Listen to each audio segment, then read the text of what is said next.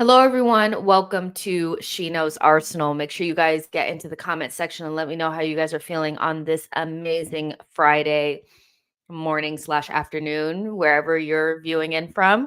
Yeah, we're going over the most recent Arsenal news and transfer news, and I know you guys love that. We are going to be talking a little bit about Arsenal being linked to Wonder Kids. We're going to talk about Emil Smith Rowe, how long he's going to be out for, Gabriel Jesus, and Newcastle coming up tomorrow. So we have quite a few things to get through in this show. And so, yeah, I am excited to spend a little bit of time with you guys today. I missed y'all yesterday. I was unwell yesterday. That's all I'll say. I was unwell. I've been struggling a little bit with like allergies and a little bit of like a cold. And I was just like, honestly, like, let me just take this day off and then tomorrow we come back. So hopefully you guys didn't miss me too much, but I also had the opportunity to get over the West Ham game, which I still feel the same in terms of going out of the cups the way that we do is a little bit, I think it's a little bit of a concern, and it should not just be swept under the rug because it's the least important cup that we are in. But we have to look forward to Newcastle. It's a very difficult game. Newcastle are in good form right now, decent form right now. They're scoring loads of goals. They're not giving that many up. So we're playing against a team in form. And what was interesting is I was talking to some of my friends about this, and I was like, Arsenal are not playing bad, but how many of our players are actually in top form? Not many. At this time last season, almost every single one of our players were at peak form. Zinchenko, peak form. Ben White, Saliba, Gabriel, all of our midfielders, Granit, Odegaard, um, all in form. Saka, Martinelli, Jesus, all in form. It's weird to feel like we probably only have like 3 players in top form right now. I would say Saliba, Tomiyasu, and Rice are probably the players that stand out to me as have played like 3 or 4 games in a row and have looked like they're playing at the peak of their powers or as good as they possibly can. Then you have some players coming back off of injury like Saka and Martinelli that always kind of play well, but we know that they could play better. And then you have players like Odegaard and Zinchenko that we desperately need to get back into form. So it's a difficult game against Newcastle. The games are coming thick and fast, but Arsenal have got to start ramping up a little bit more. I saw a chart that was going around. I probably want maybe I will pull it up. I'm not sure. Should I not? About where we attack from. Remember, like we've been talking about that over the last couple of days, like what's wrong with the attack, what's going on with it. And oh, here it is. If I save it now, then I can pull it up for you guys. But all the really good attacking sides um are finding ways to attack through central areas.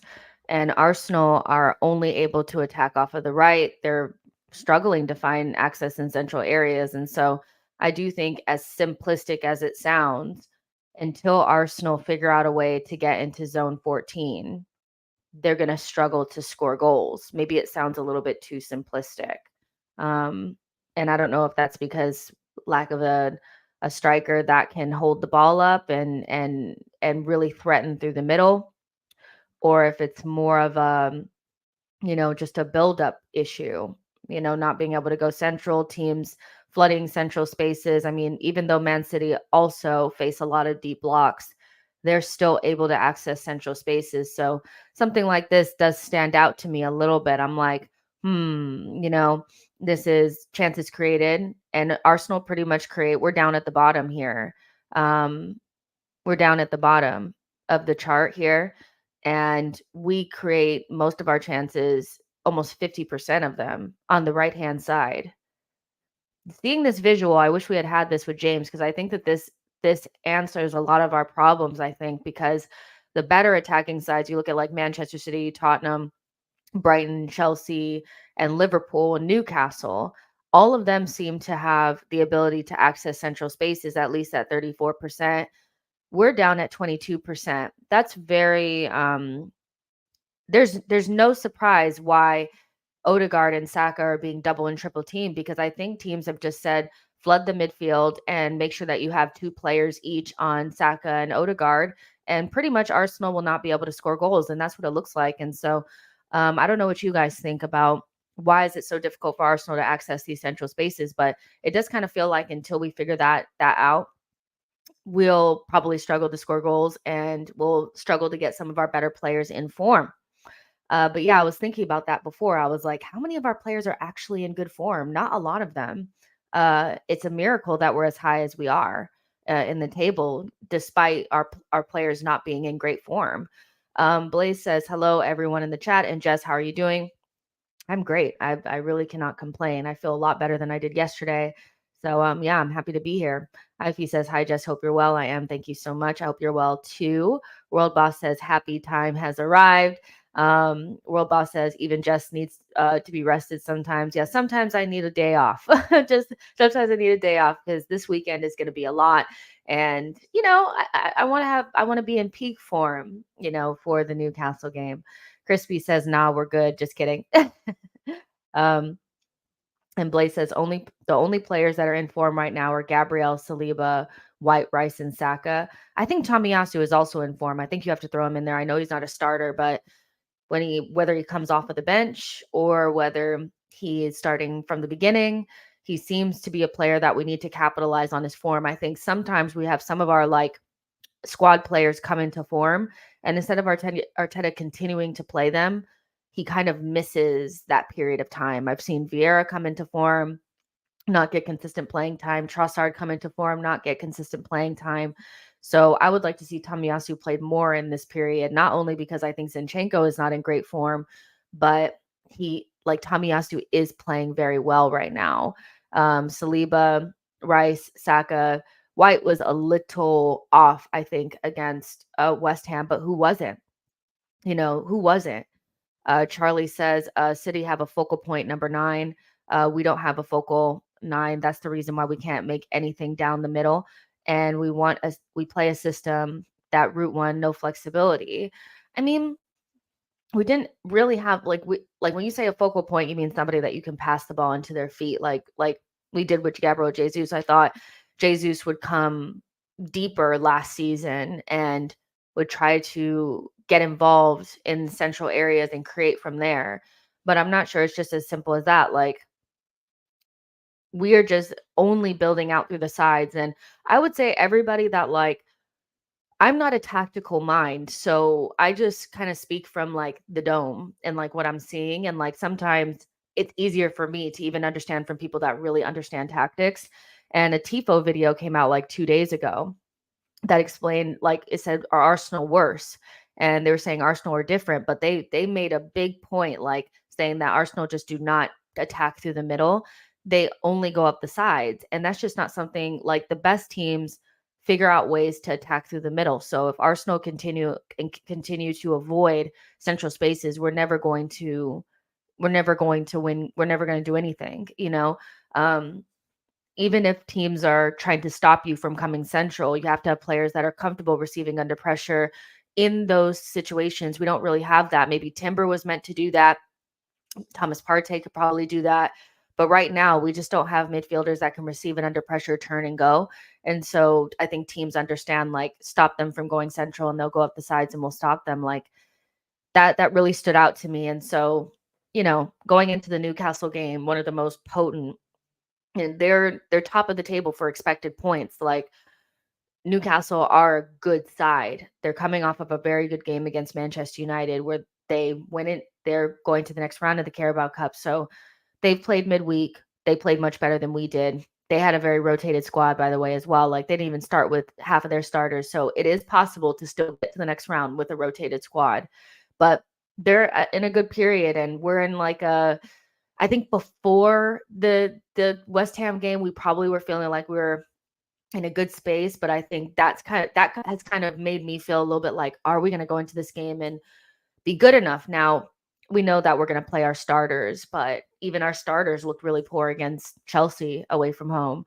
So I think we're kind of in a period where it's we don't know what Arsenal we're going to get. And so it worries me going into the Newcastle game, not feeling confident about who we're going to see. tomorrow. Like, are we going to get Arsenal versus Man City? Are we going to get Arsenal versus Chelsea? There's been a kind of like quite a few performances where we've seen a low ebb from Arsenal. Lens, you can say that as well. So who knows who we're gonna see? But hopefully, we see the best Arsenal, because the best Arsenal is gonna need to be there against Newcastle for us to get anything from it, because it's gonna be a very hard game. Really quick. Okay.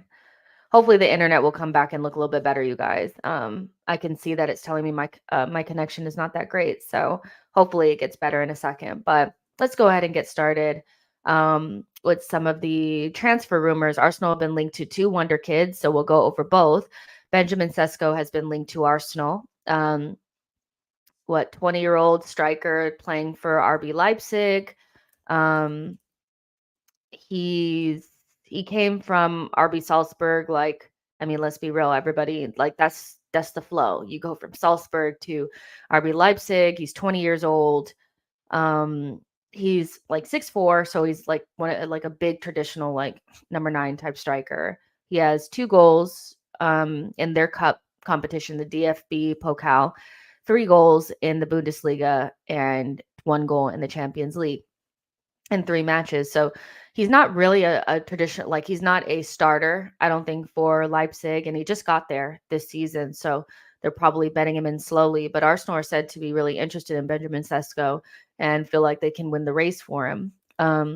There's also been some developments on the side of Ivan Toney. And so, Brentford are wanting 80 million to 100 million for Ivan Toney.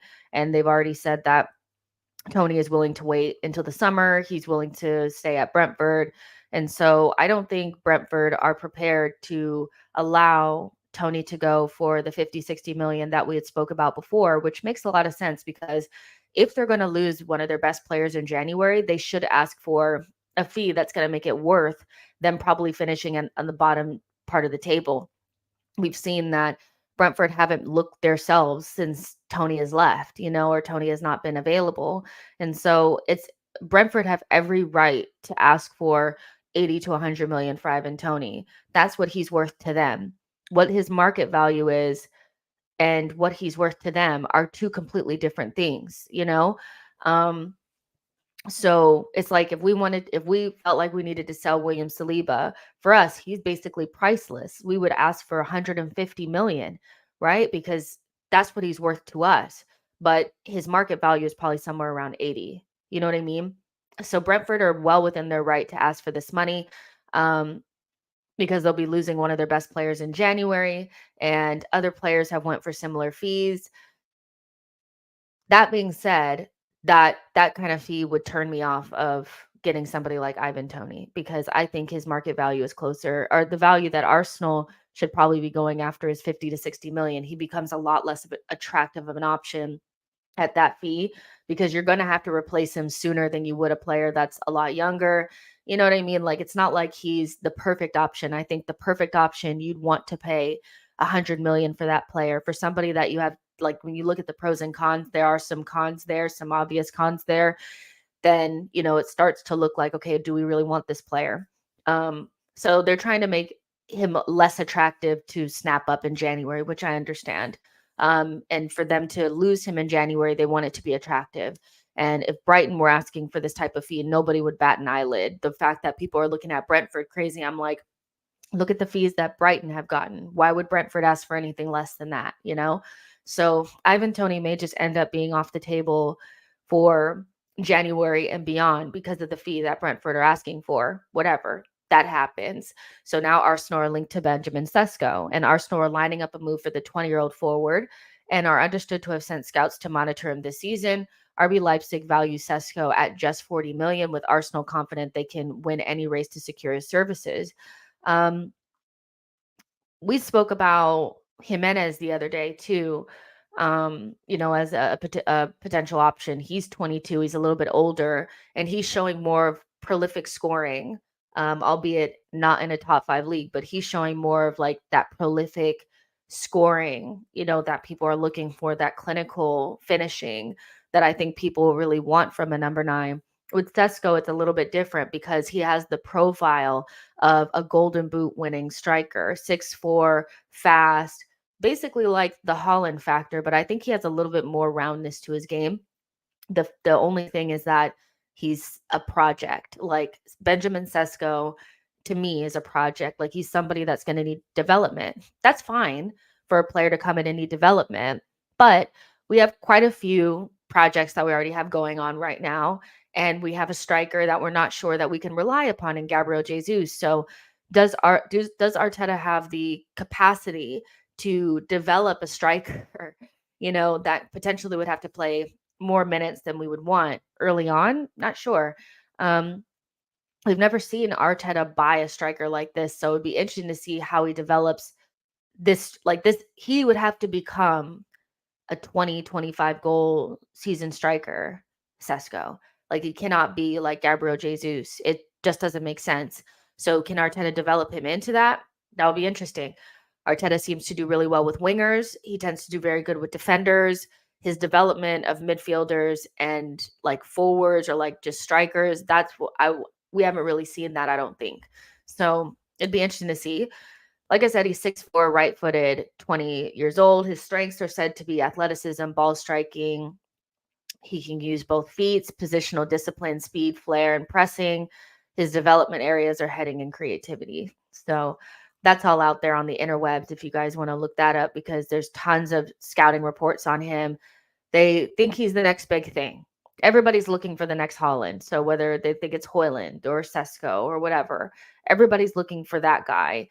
Arsenal's guy, I do think, has to be a clinical number 9, but also has to possess some sort of ability to play, and link up and stuff. So this is going to be very interesting, I think, how this develops.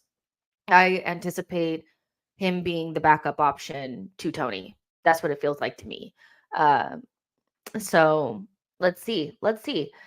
Crypto FPL says, Jess, thanks for the great content, but we need more projects, especially in the strikers and midfield department. But we need more projects. Interesting. Here to there says Arteta is making our system much more static with Eddie. We have to get a pure number 9 since he has more of a tactical shift. Medi says Jimenez also a project, don't you think? I think both of them are projects in their own way if you don't value the Eredivisie at all. And like the way that Jimenez for me becomes a project is if you don't rate the Eredivisie. Most people don't. But even if you cut the goals in half that he scored, he still scored enough where it's like that's a good number. We looked at it the other day. I'll pull it up now. But Jimenez again is scoring goals a lot. You know what I mean? Like it's different. Like the vibes are different. Like in 2022, 2023, Jimenez had 15 goals, and the start of this season with just 10 games gone by, he scored 13 goals and got 3 assists. Even if you cut that in half, even if you say he's only scored 7 goals, right? In 10 games, that's still a lot for a striker right now in this period of the season. So what I'm saying about Jimenez is that he's already showing that clinical finishing that you'd want from a number 9. It's in the Eredivisie. So even if you cut it in half, do you think he's going to go the rest of the season without scoring any goals? He could end this season with 30 goals. So even if you cut that in half, that's still good, So it's different. You have one player in Jimenez that is showing that clinical finishing, like of a prolific striker. The only problem is that he's coming from a non-top 5 league. Then you have Sesko, who isn't even quite starting at the club that he's at, but you would imagine with the right development could become that. So I actually think Sesko is probably more of a project at this stage, but both of them, what the difference between saying that something is a project and something is like an unknown. I think more Jimenez Jimenez is more of like an unknown, like will it translate? You know what I mean? It's like it's more of like does it translate? Where Sesko's is more like, can you develop him into that guy? Because if Jimenez, what he's showing now, if that translates, he's not a project. You know what I mean? At 22 years old, if what he's doing now at Feyenoord translates, he's not a project. Sesko, I think, is a project. Like you're going to need to develop that clinical finishing. I don't think he's quite there yet, but I like his profile better in terms of the pace, the height, the athleticism, those things. That is the recipe for a golden boot winning striker, and those are things that I think people really want. RD Beat says Sesko has a very high ceiling. Arteta will get him to the next level.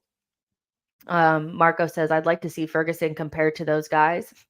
Yo-Yo says, Gabriel Jesus was a project if you keep it real. He left City to become the main man after failing to do so there. He was meant to go up a level at Arsenal and have his best years at the carpet.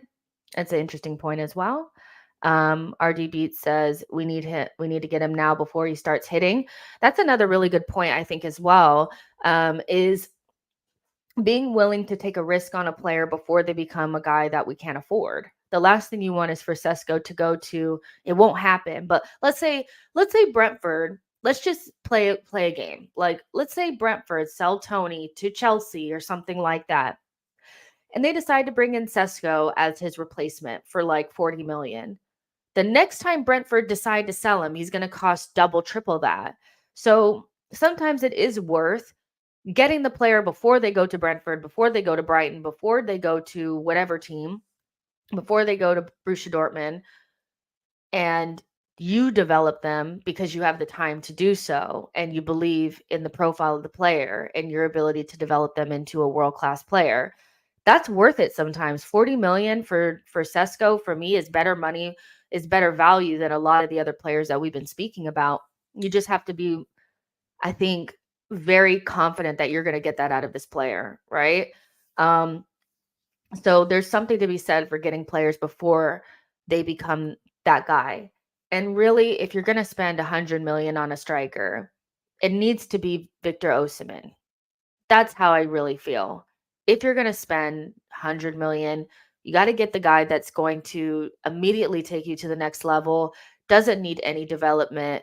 You have no real questions about, like, the pros greatly outweigh the cons. Victor Osimhen is the only player on the market that I think fits those parameters. I think Tony fits like a slam dunk. Like, he's a slam dunk at 50, 60 million. And he's less so when you start getting towards the hundreds. So yeah, the project striker for me is what it is. As long as you can develop him into the world-class player that you believe that he'll become, it's fine to get him before. But you also have to remember that Gabriel Jesus, up until this point, has been unreliable with his fitness. And so every time Gabriel Jesus goes down with an injury, this is the guy that you're going to be looking at. Can you get the best out of him? Are you putting too much pressure on him? Look at Højlund. He's not really making it shake yet at United. He's a very talented young player being asked to do quite a bit at a team that's not really performing that well. And he's struggling, at least in the Premier League. So you got to take that into consideration. I think it's worth it to bring in a player that you can develop. You just have to have the right circumstances around them to get the most out of them. Like, City could bring it. Like, there's nothing wrong with a project player as long as you have the right environment around them, I think. Chris Daddy says, we tend to make market value synonymous with talent, and that is not the case. Proper recruitment will find players that aren't in the 100 million market that can be developed. Exhibit A, Martinelli.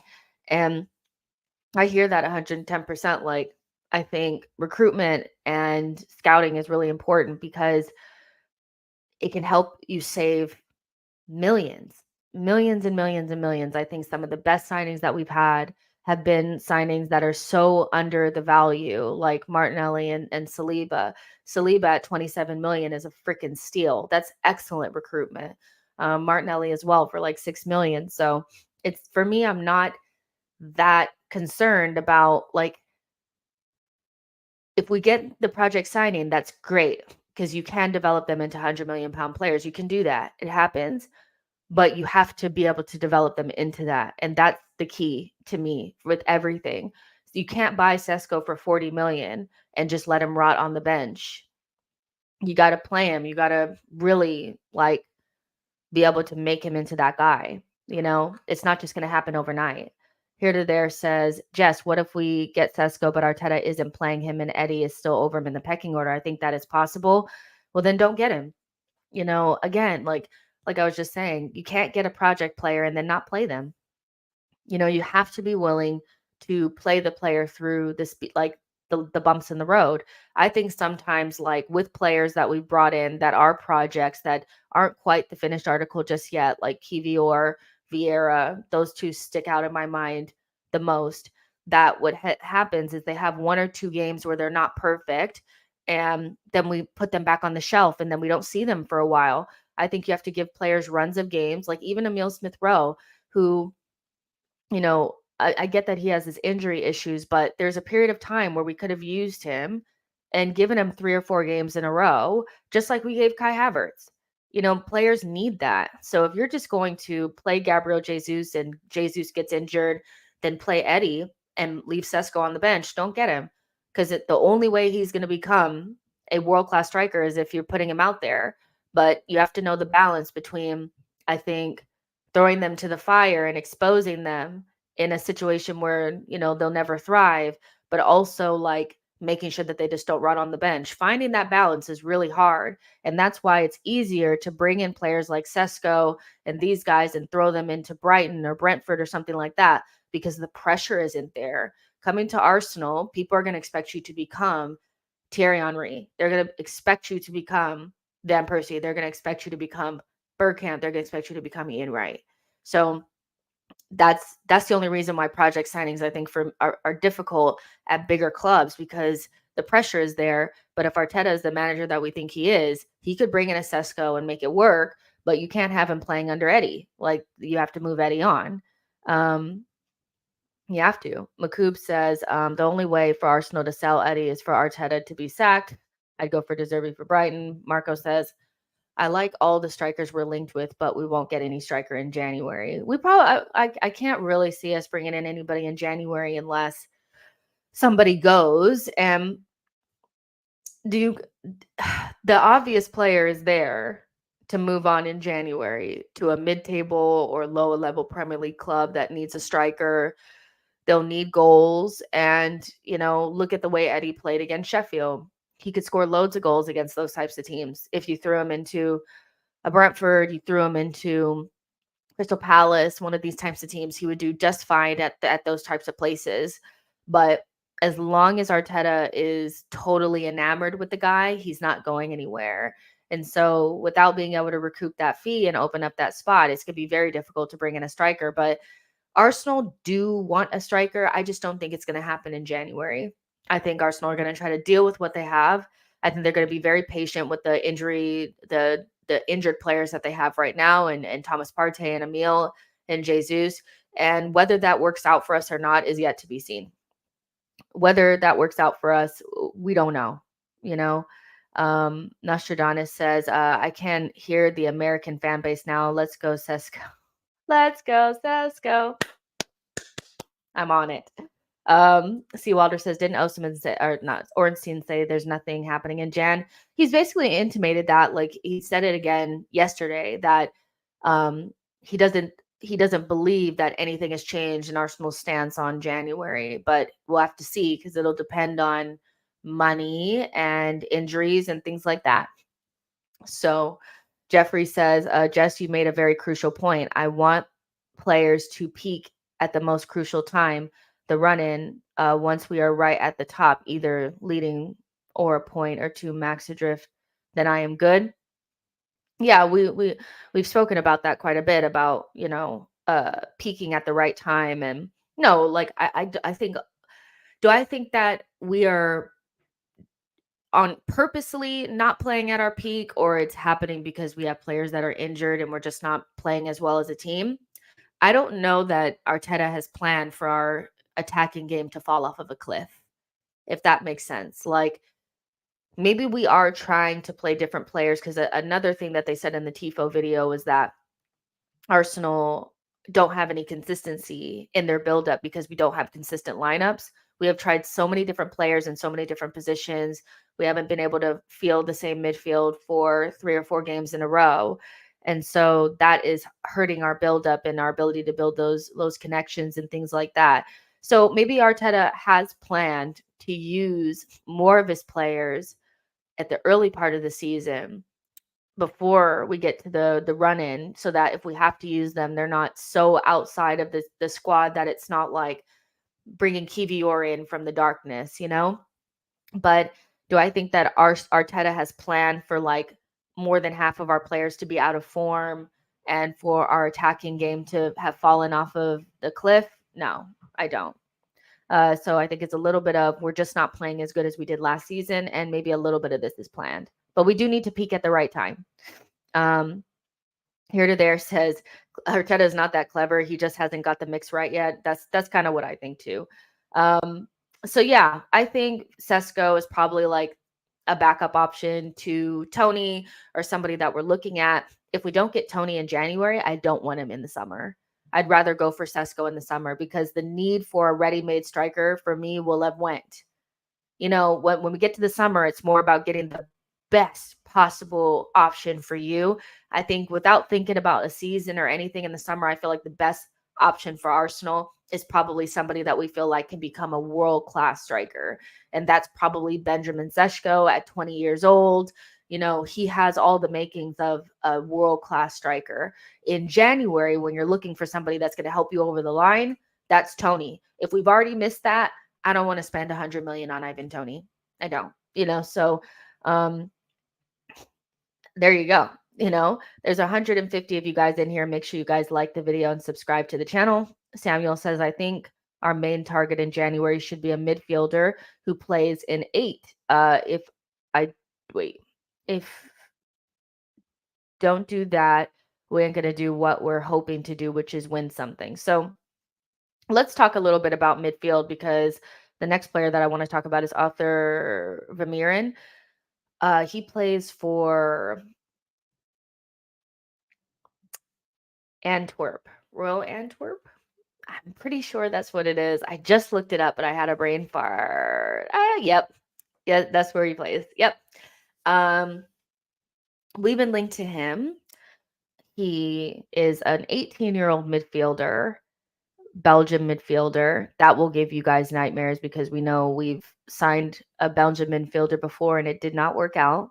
But he's an 18-year-old midfielder that has also been linked to like everybody. When I say that this is the one that they're saying is going to be the next blah blah blahs, blah blah blahs, blah blah blahs, linked to Barcelona, linked to Man United, linked to Chelsea, linked to everyone, Man City. Everybody wants this 18-year-old kid. And he's already a Belgian international. So I think he just got his first call up to the Belgian national team at 18 years old. That's a big deal. And I think he made his UCL debut against Barcelona not too long ago. And so he's starting to make waves, and obviously teams are starting to look at him, and he's the next guy up. Arsenal are said to be leading the race now. Whatever. Arsenal could make a £13 million move for Royal Antwerp midfielder Arthur Vermeeren in January, but Arsenal are also keen on the 18-year-old Belgian international. Dean Jones has also talked about how keen we are on him, and a lot of teams are looking at him. So if Arsenal want him, they should probably go get him in January. He plays kind of like a DM/8 role, so he looks like somebody that would replace like a Jorginho in our team, because he could play a little bit deeper, but he can do a box-to-box role. He's not a number 10, which is great. We don't need any more of those. And watching him, he's playing men's football, so he's not somebody that's getting ran over. He's like 5'11", so he's not small. And I think one of the things that maybe Arsenal fans are a little bit disappointed in is our lack of physicality and to ride challenges. We have quite a few players that play in midfield for Arsenal right now that I think we would say are on the weaker side. So anybody that we look at from here on out has got to have legs, athleticism, the ability to ride challenges, things like that. I'm not saying that you need to give up technical quality and things like that to get the athleticism, but they need to have both. It can't just be, oh, they're good on the ball. They need to be able to do the other side of the game, right? And he looks really good. He's the youngest player to record 2 assists in a single Champions League game. Theo Walcott was there He's not the youngest. He's the third youngest. Theo Walcott is actually the youngest at 17 years old in 255 days. Arthur Vermeeren did it at 18 years old and 239 days old, whatever. You guys know what I mean. And so he's a wonder kid, and people feel like he's the next guy up. 18-year-old Arthur Vermeeren is also the first Belgian player to assist twice in one CL game since Kevin De Bruyne. So they're hyping him up. He's supposed to be the next. Like, we know that this can always go poor. You know that we all know that this could go to the other direction, where they're very hyped when they're young and end up flopping or not being what people think that they're going to be. But everybody really rates this guy. So I don't know how to feel about this. Somebody was saying in the comment section that they want to see more like younger players come through.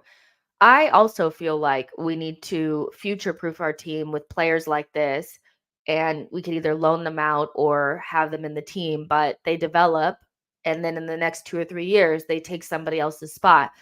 It's hard to do that when your first team isn't already settled, though. When you feel like you haven't quite got left center mids figured out, when you don't really know if the striker situation is sorted, it's a little bit more difficult, I think, to bring in players like this because you're so focused on the first team. But bringing in somebody like this or a Gabriel Mascardo, I think will solve a lot of our issues in the next 1 to 2 windows, because you have El Neni and Jorginho and Thomas Partey that are all in their 30s. They all play in those similar positions, so you need to be able to stock that up. And you're not going to always be able to go out into the window and bring in £100 million signing every single time. So having somebody like this cooking underneath could be a good thing.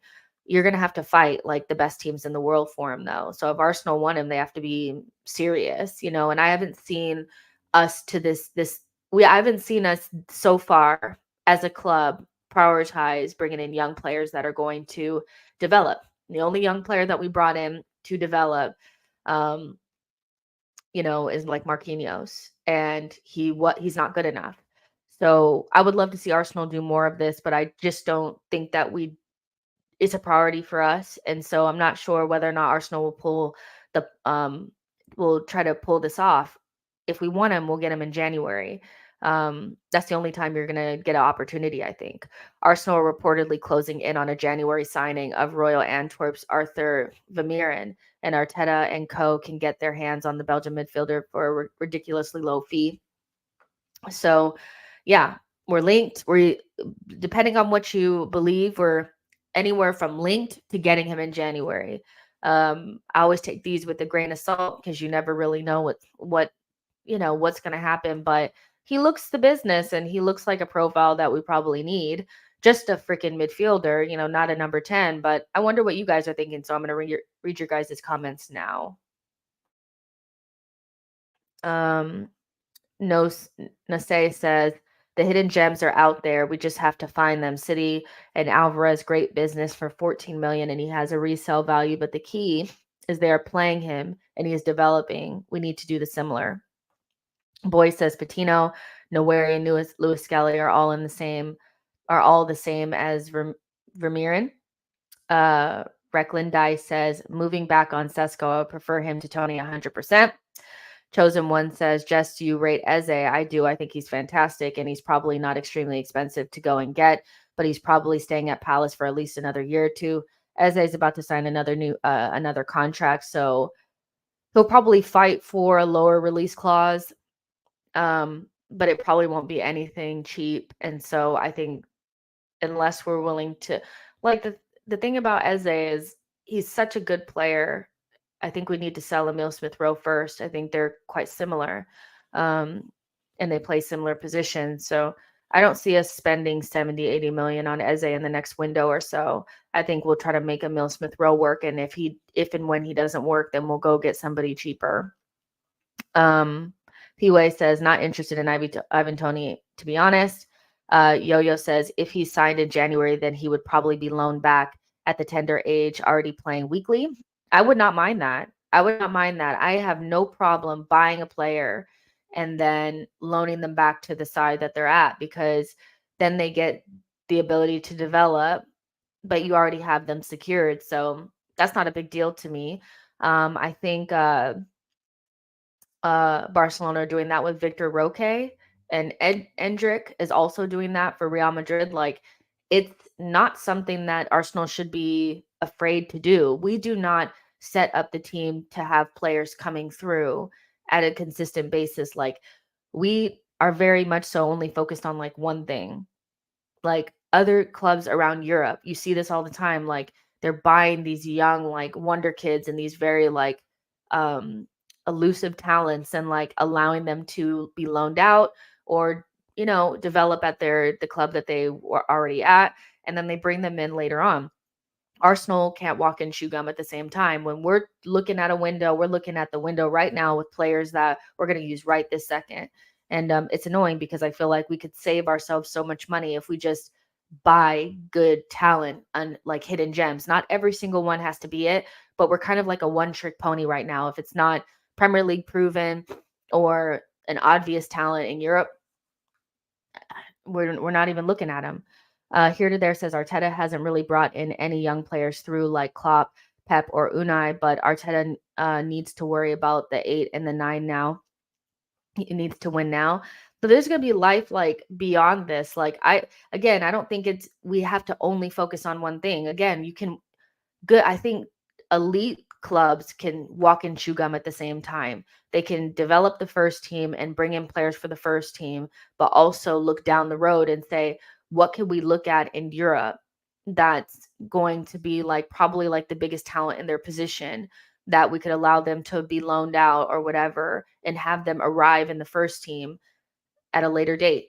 Barcelona do it, Real Madrid does it, Man City does it, Chelsea is doing it.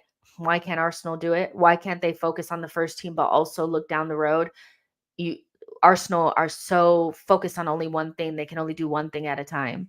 That really irritates me because we miss out on so many top targets that could really help us. And to this day, I've not seen Edu go out to in the Brazilian market or South America and bring us a gem. And that is just like, so we could have gotten somebody that is like a like master with all the connections in Europe, but we went after Edu instead. He's supposed to have South American connections, but we're not getting anything from it. So, you know, uh I think I don't get it. I don't get why we can't do both at one time. Xander Raptor says we missed out on Arda Güler and Real Madrid got him. Don't worry, you guys. He'll be at Arsenal in 3 to 4 years. Once they figure out they can't figure out how to use him, or he becomes injury prone or something like that, that Real Madrid to Arsenal pipeline is very strong. Yo-Yo says Edu not finding hidden gems and Arteta not blooding in Haaland. Shame. It's definitely something that the thing is people have said like, oh, well, Arteta's given a lot of these players their debuts. So this whole idea that he doesn't give young players chances is a lie. Let's be for real. Like, he really hasn't used the academy in the way that other managers have. Now, Arteta has had unlimited resources, so maybe he doesn't feel like he needs to use the academy the way that Unai has felt like he needed to, or Arsene felt like he needed to. But you know, the fact that he hasn't brought in anybody that that's been even in the first team just hanging around is strange to me. Giving somebody their debut and we never see them again doesn't really, you know, like, what is that? And it's not like we don't have El Neni in the team and Cedric in the team. We could have some academy players in there. Or if you really just want to throw the Carabao Cup, like you clearly wanted to the other day, why not just put a bunch of academy kids out there? It's Unai used to do that and Arsene used to do that. The Carabao Cup was for the kids, and we used to do better because they cared. So for me, he doesn't really use the academy. Like, giving somebody their debut to make them sign a new deal is much different than utilizing them in this squad. But I don't expect there to be like all academy kids, but like not even one is strange. Reckland Dice says, I think Mikel needs to give up on Havertz at the 8 position and permanently repurpose him as an optional striker. Sell Eddie and buy a new starting midfielder. Yeah, I like, the thing is we'll probably get to that point at some stage. I just feel like not playing Havertz at the 8 right now and just, giving him center forward minutes cannot go under the radar. It cannot be that Arteta gets more money to spend without any sort of, you know, any sort of restrictions or somebody else taking over, because wasting 65 million on a player and then about a quarter through the season ditching the position that he was supposed to come in for, to me, is just cannot be something that's just like, oh well, it cannot. So eventually we'll get to that point where we'll never see Havertz at the 8 anymore, and he'll be getting these like weird minutes at center forward, but it cannot go unpunished, I think, because it's such a huge mistake that was so unnecessary and so built through hubris or ego or whatever. So yeah, like I understand that. And like from a fan's perspective, it's like stop playing him at 8. But I almost want Arteta to like try a little bit longer to like to make this player into the 8 that you thought he was going to be. Because only doing it for like 5, 6 games and then just completely ditching it, for me, is like, nah, you cannot be getting 65 million in a summer and using it on this player and then not having any conviction in your ideas. That would be so disappointing. So disappointing.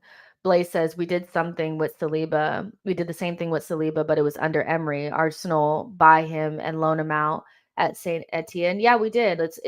We don't do it we don't do it.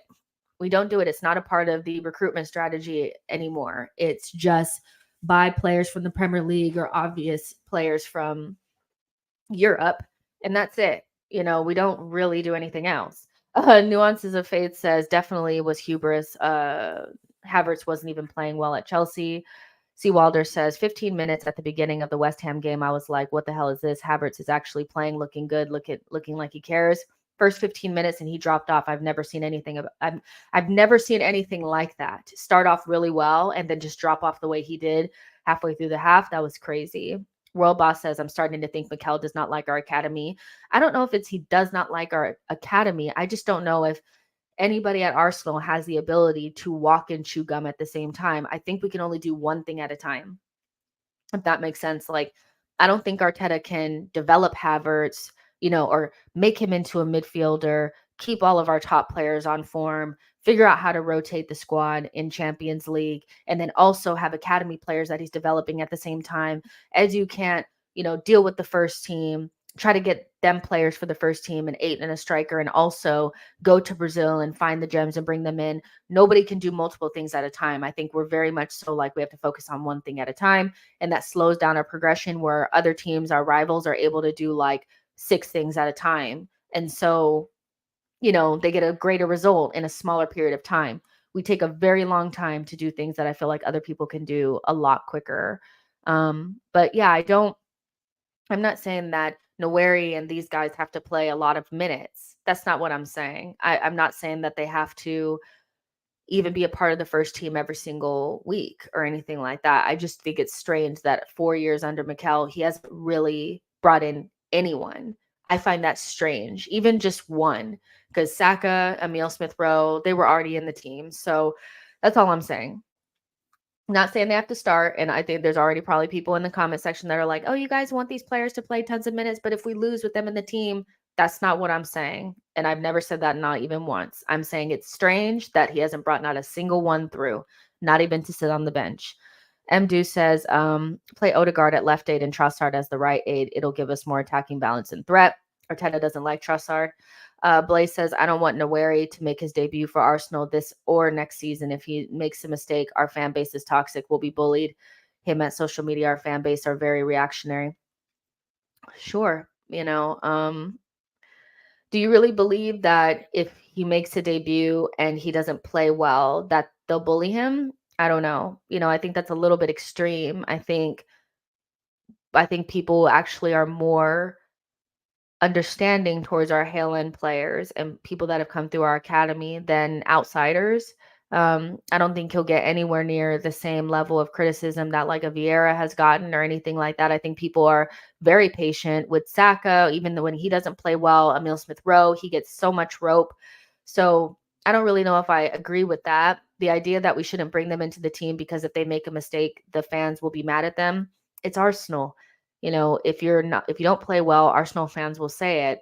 I don't agree with the bullying, but I also don't think a Hale Ender that's 16 years old, if he plays a game in the Carabao Cup, like if we put 6 of our academy players into that Carabao Cup game and they get smashed 3-1, I don't think Arsenal fans are gonna make a big deal out of it. I think that's a little extreme.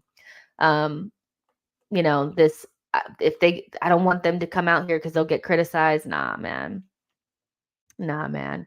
Here to there says spot on Jess, Rico Lewis from Pep, Unai, Jacob Ramsey, Kellyman, Klopp with Quassaw, Ben, Doak, Elliot, Arteta has no excuse. I'm just saying one. Just one. It's weird that there's not even one. That's all I'm saying. I'm not trying to say that we need to have our whole entire like academy in the first team. It's strange that there's not even one. But back to Vermeeren, I think he looks like a top talent. You're gonna have to fight big clubs for him. Will Arsenal pull the finger out and bring in a player like this or buy him and loan him back out? It's something that I haven't seen under this regime at all, so I'm not gonna hold my breath. But, Arsenal probably would do well to have a player like this available to them in the next season or so. So it'd be nice. It would be nice. So let's go ahead and start talking a little bit about who's going to be available for Newcastle. That game's tomorrow. It's a very important game for the title race and everything. And after the disappointment of the Carabao Cup, I'd like to see a very good performance from our starters. And it's unfortunate because, like, most of the players that came into that game that probably wants playing time will not get it off of the back of that performance that they had in the Carabao Cup. It was so poor that I don't think any of them could even be disappointed by not seeing any playing time for the next couple of weeks.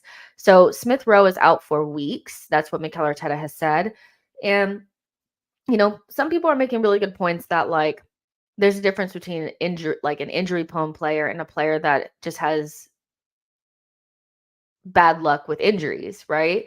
And the same thing happened to Tommy, where he was getting those muscle injuries early on, like in his first season at Arsenal. And then the second season, he had the knee injury.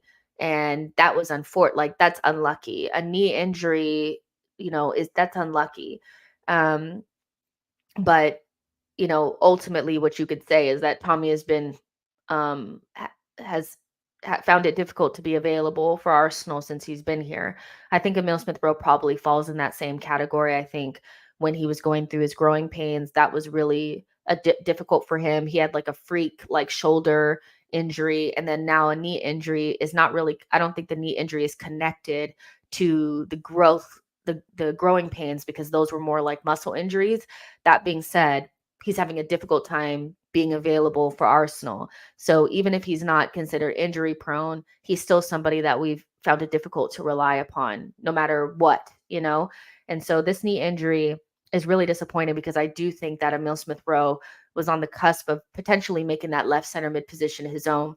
Rewatching the Sheffield game, I thought he was much better than Kai Havertz. I mean, it wasn't like he had like this like fantastic game, Emile Smith Rowe, but he just naturally fits that position a lot better than Kai. He gets the ball, he turns with it, he drives forward, he understands where the space is, he knows how to work with Martinelli, he knows how to work with Saka. He was overlapping and underlapping and finding spaces and pockets in between the lines, and he wasn't utilized as much as I would like, but I think we all know that he was going to start against West Ham, and it probably wouldn't have changed the result because the team played like garbage, but it sucks because that position is open.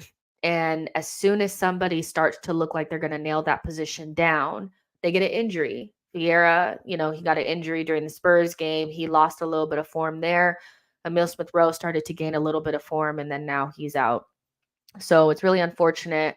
They don't even think he'll be back, at the beginning of December. So we just have to count him out for the foreseeable future. And hopefully this knee injury is not anything super serious and he can come back from it.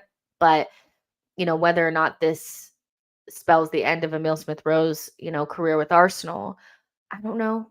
I don't know. I think Arsenal are really patient with players like this. I think they were really patient with Tomiyasu. They're really patient with Tierney. They're really patient with Thomas Partey.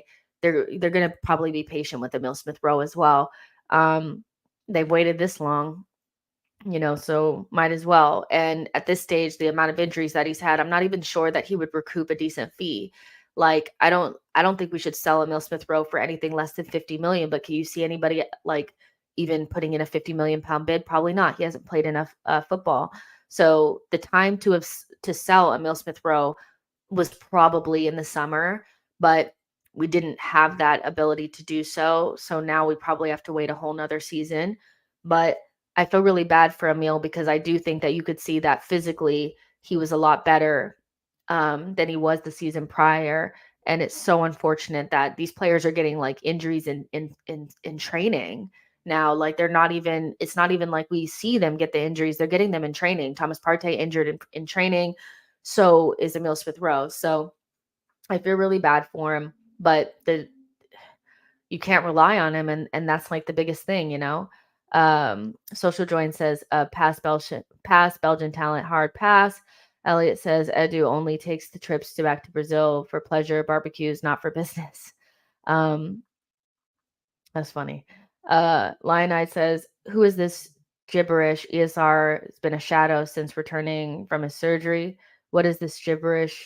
ESR has been shadow since. Well, I don't know if I'm speaking gibberish, but I thought Emil Smith Rowe looked good against Sheffield. I didn't really see a problem with his performance. I thought he was bright against Bournemouth and he was good against Brentford. So not sure I'm speaking gibberish, but it's not like he was as good as he was prior to his surgery. But would you expect somebody to be just as good as he was prior to without any playing time? So I'm not sure I'm speaking gibberish at all. I think I'm speaking plain English. Blaze says, who's going to play at left center mid position right now? Havertz, Vieira, Trossard? I don't even care. Like it's getting this left center mid conversation is becoming so tiresome at this stage because nobody looks that good in it. Nobody looks that good in it. They don't. Havertz didn't look that great in it against West Ham. Trossard will never play there. Arteta does not want Trossard in that position, so I think we can take him off. Will it be Vieira? I don't know. Do you want him up against Bruno Guimaraes and Willock and whoever, Longstaff or Linton or whoever? I don't know. So this left center mid situation is one that is so frustrating. I think we're going to see Jorginho, Rice, and Odegaard. That's what I think we're going to see. Leighton says ESR's future at the club is not looking great. DJ Polar says people underestimate the effect of groin surgery. His game was reliant on movement of his hips and shoulders to beat players. He's not a pacey player. It'll take time. I think Arsenal are going to be patient with Emil Smith Rowe. World Boss says we was patient with RVP. He repaid us with one 30-goal season and left for Man U. Boy says Nweri or Patino are the solutions. For me, on the market solution is you keep saying Seiwald. I don't know who he is. Does he play for Leipzig too? I think when I was looking at Sesko, he is he not at Leipzig as well? I don't know who he is. You keep saying his name. I'm gonna look him up today just because you keep saying his name, boy, and I want to know who you're talking about. Is he short redhead kid at RB Leipzig? Is that who that is? Because I don't know who that is. C. Walder says, my mate, Newcastle fan, is desperate for ESR. I'm saying hands off. The thing is the minute ESR goes to another club, he's going to explode, So, because he also will go somewhere that probably plays a similar style to what's best for him. And I don't necessarily feel like the style that we play really suits him, So either Arteta needs to become a little bit more flexible with the way that his number 8s play and allow them to switch positions a little bit more. I think the positional play that we play doesn't allow for much freedom of our attacking players, so they end up staying in these little areas, and that limits what Emil Smith Rowe can do. What Emil wants to carry the ball over towards you, hit it to you, run off of you, and receive it again and play little 1-2s against, that's what Emil Smith Rowe wants to do. That's what he's really good at. And we just don't play that way. We don't connect. Most of the times our players, especially in attacking areas, are quite isolated. So yeah, I feel bad for Emil just because I think he's a really talented player. And a couple of years ago, he looked like the real answer to our creativity problems. And now whether it's his injuries or the system are keeping him from really being able to blossom. Jay has a question. Jay says, doesn't it seem so wild that Havertz can't just watch his highlight high life reel from 4 years ago and turn on the switch, he looks like a different person.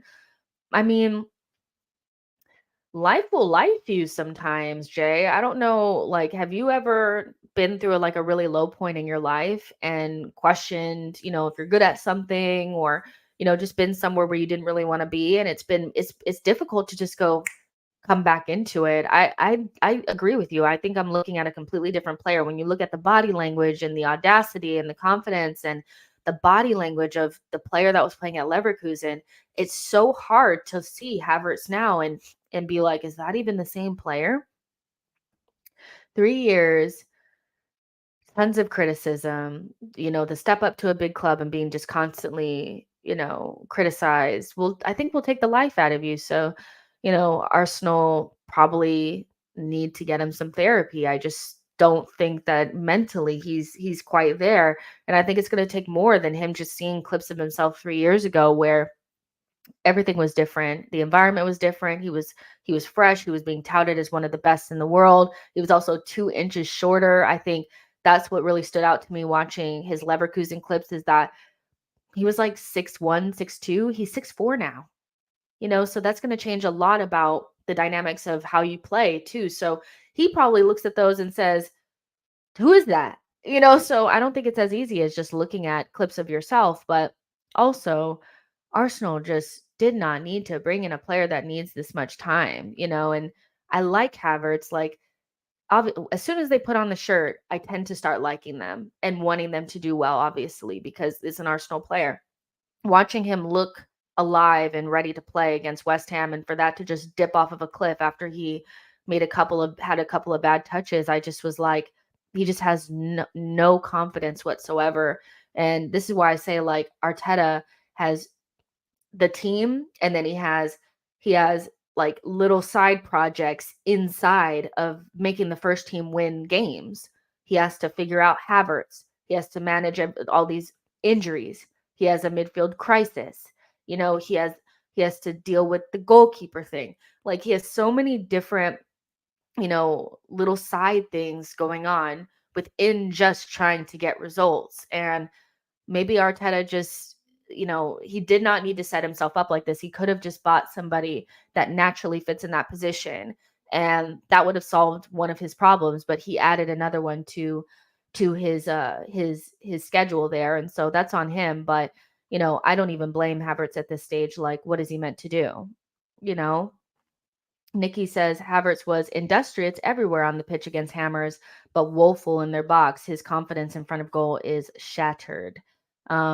Yeah, that'll do it to you. I think being somebody that has to score goals, you're known for scoring goals, creating chances, and things like that. Your confidence is so key. That's all you really have. And so you have to have the confidence to hit he looks like he's in between a decision every single time he's about to do something in the final third. Like, he's constantly trying to say, like, should I shoot or should I pass, every single time.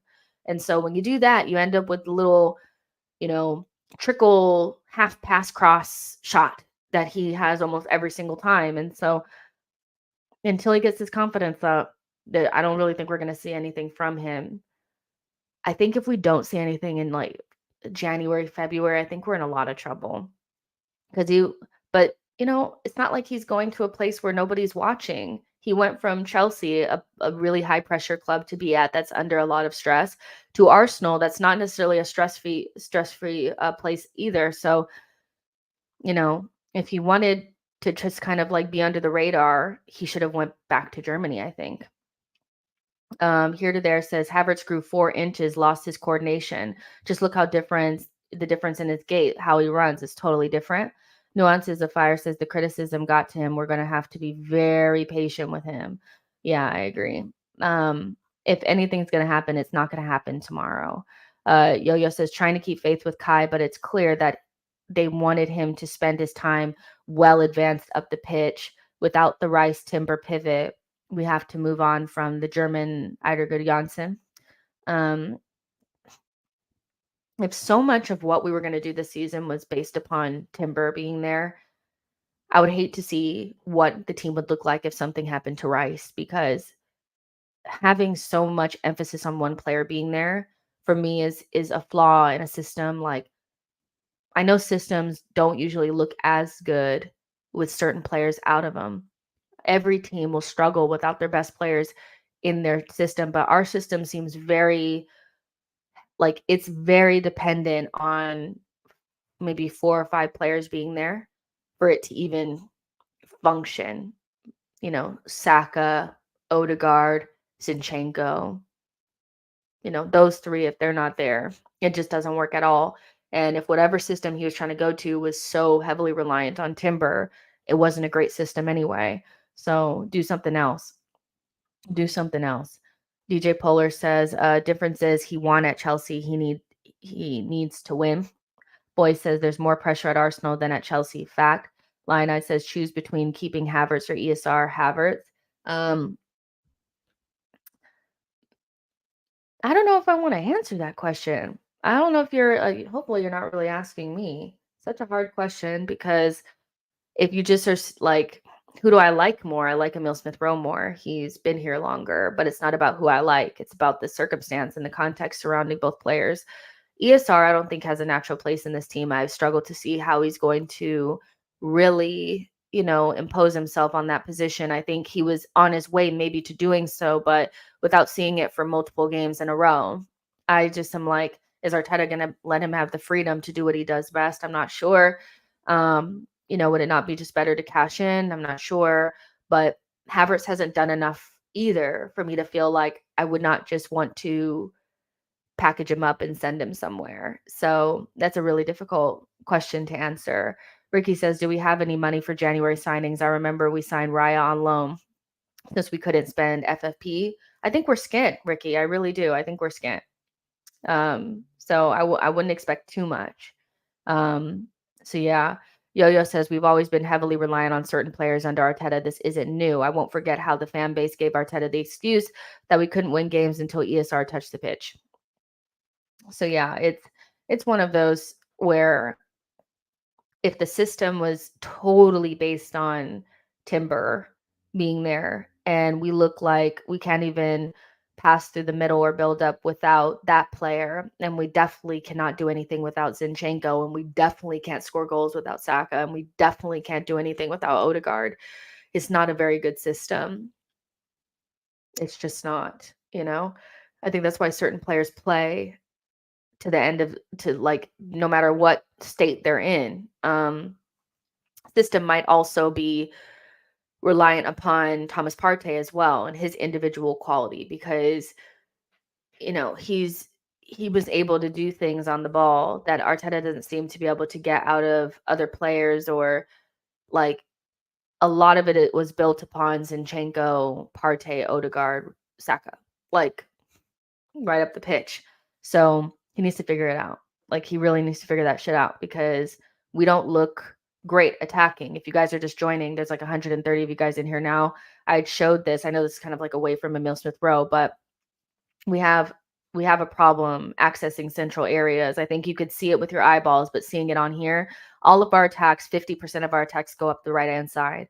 Almost 50% were at the bottom of this table here, and all the good attacking sides in Manchester City, Tottenham, Brighton, Chelsea, Liverpool, and Newcastle, all can access the central areas at least 34%. We're at 22%. That is so low. We are a decent side despite how it's not about the system or what Arteta's doing. I think that we are good despite our system, not because of it. And so not being able to access central spaces, not being able to get into zone 14, being isolated on the wings is not going to give us any sort of reward. So Arteta needs to figure that out. Something is not right. Social joins is talking to somebody else. Yo-Yo says Raya, Rice, Timber signings, in my opinion, were to force our team playing higher up the pitch and strengthen our vice grip on the opposition when off the ball. Has that happened? Not necessarily, but yeah, we don't have Timber. And again, system we cannot be that much. We can't be this bad. Like we're not bad, but you know what I mean? Like you need to be able to coach something else to make it work. What is your plan B? What is your alternative? Like, did you not think that Timber might get injured? What was your plan? Just putting Thomas Partey at right back? Oh, but Thomas Partey always gets injured. So what was your plan, man? Like, I just want to know, man. I just want to know. I just want to know. Hugo says, "Hey Jess, hope you're well. On my lunch break, stopping by to hit the like and show some love to the best Arsenal content." Thank you so much, Hugo. I really appreciate it. I hope you're having a good day. Here to there says, "Spot on, Jess. We're getting on by individual brilliance. Give it to Saka, Martinelli, and pray." I kind of agree with that. Let's see. Mdu says, "Partey is one of the main reasons why we are not attacking through the middle." And if that's the case, which I can see why people will be saying that, and you knew you were going to spend this 100 million on Rice, which I think you needed a player like Rice in your team. What were you going to play? Were you going to actually play with Rice and Partey together or no? Or were you going to do something with Timber? What I really want to know, like, if everybody had been fit, what was Arteta about to do? You know, because even when we played in the Community Shield, we didn't have Zinchenko or Gabriel Jesus. So I really want to know what he was planning on doing, because it couldn't have been what we're doing now. You know, Lionite says our midfield desperately needs Partey's ball handling now, but he's always injured. So what are we going to do?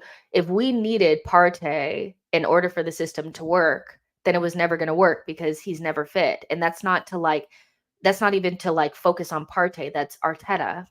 You know, you can't make these players so important to your system, or you need to have somebody else in the team that can do something similar. There's not anybody in the team that can do similar things to Timber or Zinchenko or Partey or Odegaard. There's nobody that can do those things.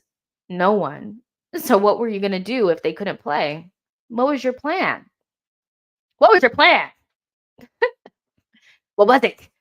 Lionite says party number 6, Rice at left 8. Then why didn't you do that from the beginning of the season? We played against Nottingham Forest. We played against Crystal Palace. And we didn't have to drop Gabriel, by the way. You could have played. We're playing Tomiyasu and Gabriel right now. We've played them already. So the idea that we had to take Partey out of midfield because Timber got injured doesn't wash either. If that was Arteta's main plan, why did we only see it in the Community Shield, but we didn't see it against Forest? We didn't see it against Palace. We didn't see it against Fulham. Why? Like, was that his plan? Was that his plan? I thought it was just a plan against big teams, but against smaller teams, he wasn't trying to do that. So I don't think that was his plan. What was the plan? That's all I would ask. Every single time I got into the press conference, they'd be like, "Oh, Jessica, question. What was your plan at the beginning of the season with everybody fit?"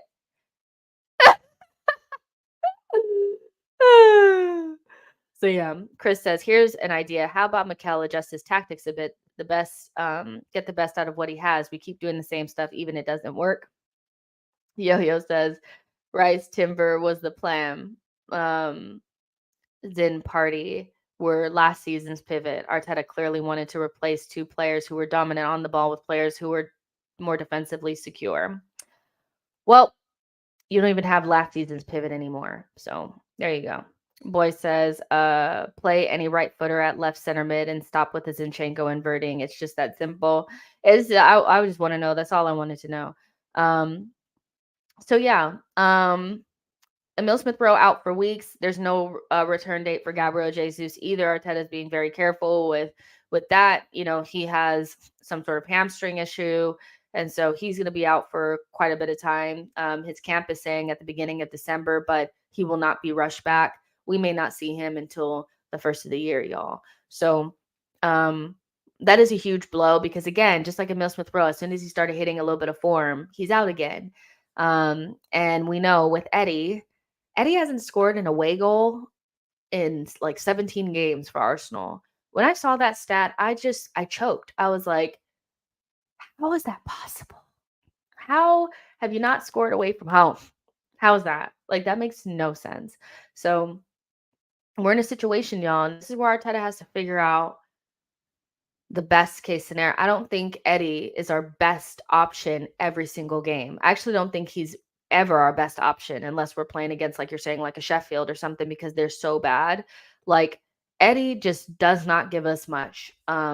Against Newcastle, he's not doing anything because he has a very difficult time against good center backs. A good center back pairing will put out the armchair and get a beer and sit out in the middle of the pitch against Eddie, because Eddie can't do anything. He's not somebody that's going to be physically dominant. He's not going to pin you back.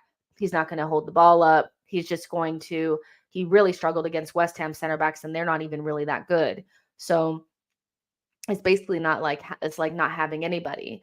If I was Arteta, I'd be trying to decide between Havertz and Trossard. Do I want more of what Gabriel Jesus gives you on the ball, like that number 10 through the middle, somebody that can link play between Martinelli and Saka? And before somebody sits there and says, but he wasn't good against Fulham, that was one time.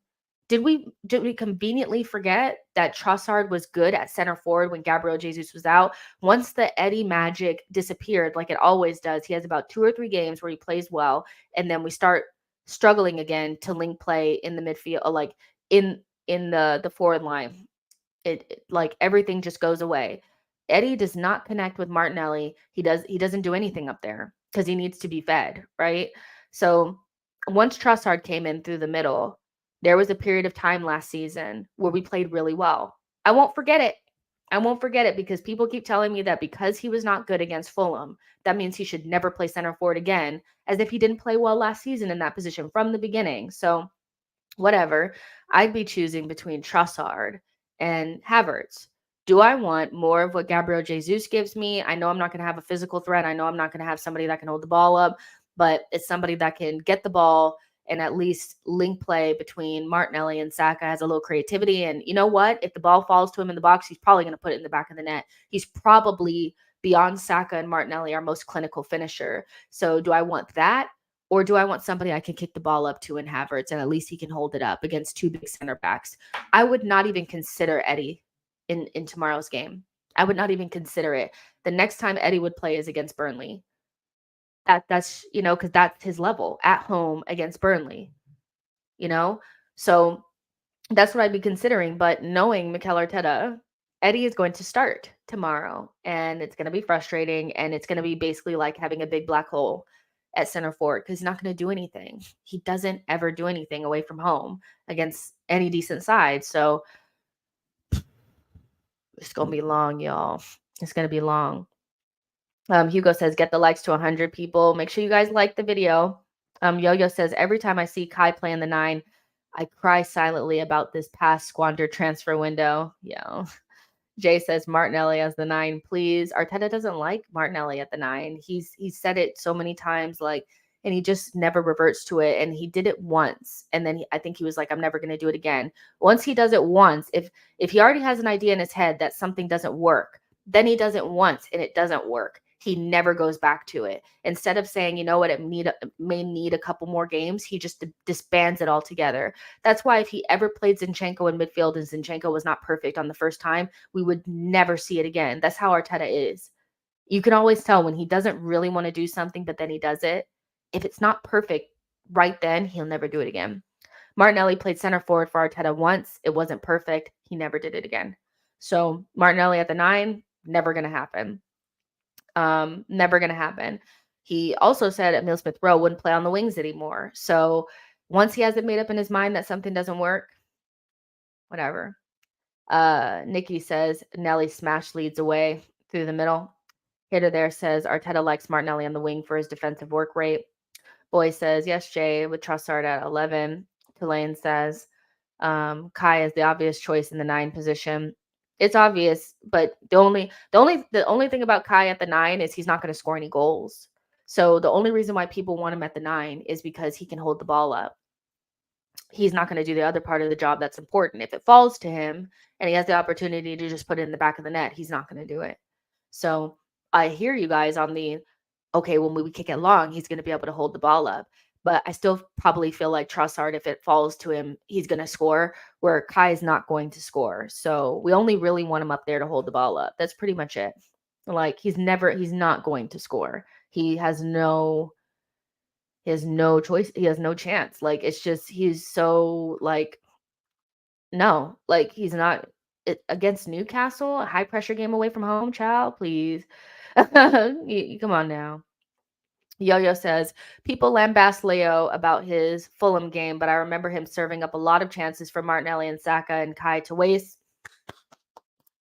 Trossard the thing about Trusty is that, like, Arteta sets him up for failure every time he plays, and that's how I know he doesn't. I don't think he actually likes Trossard. Not he hates him as a person or anything like that, but I don't think he actually rates him or wants him in the team. So he puts him in positions like, oh, I'm going to put you in Martinelli's position, do what Martinelli does, and then when he plays poorly, it's his reason for not playing him.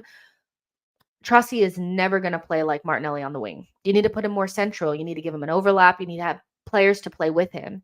But the way that we play right now, because we have no fluidity and we don't get near each other and we don't combine, and everybody's just in their little pods doing their thing isolated up front, he's never going to play well in that scenario. So I've come to the conclusion that I don't think Arteta hates Trossard, but he's not somebody that he particularly likes that much. You know, he's not going to put him in positions to do well. So I still think he'd probably be the best option if you want to score a goal and you want Saka and Martinelli to score goals against Newcastle. It would probably be Trossard, but you know, even if it's Havertz will hold the ball up, but he's not going to score a goal, and that's what we need. We need a goal. Marco says with Havertz, it's so true. He needs a lot of mental counseling. He can't even get the small steps like carrying the ball for 2 seconds. He's like he sees ghosts on the field. He's so scared. He does look scared. Nikki says Eddie will get bullied off the ball by those physical Newcastle lads. Kai's hold-up play would be useful. Boy says Havertz can't be center forward, has 0.0 XG when unmarked. Samuel says, I really want to see how Martinelli, Trossard, and Saka would do if they start.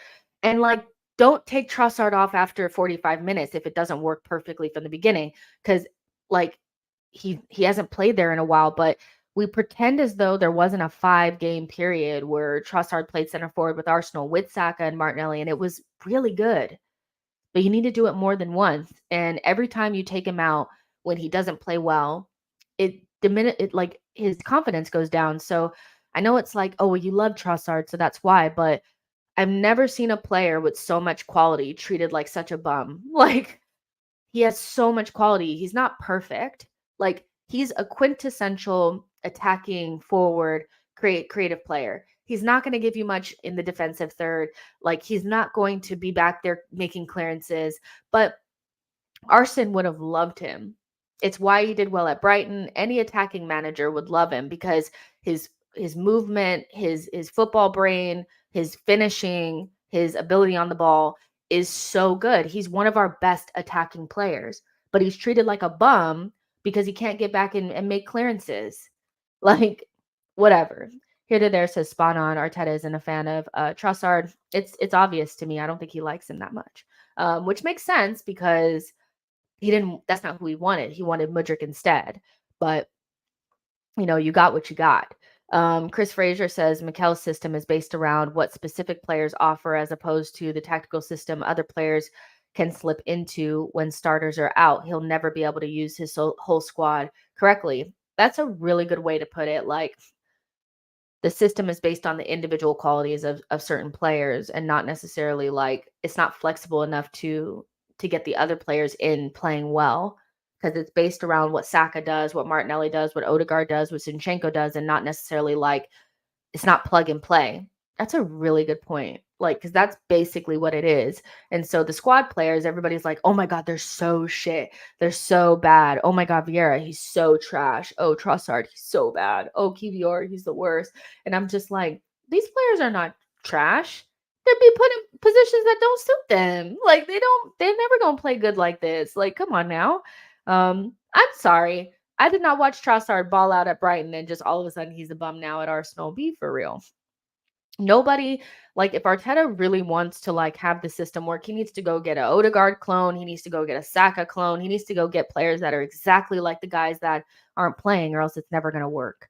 Ivy says Trusty and Nelly should play together. I don't know why Arteta is so stubborn.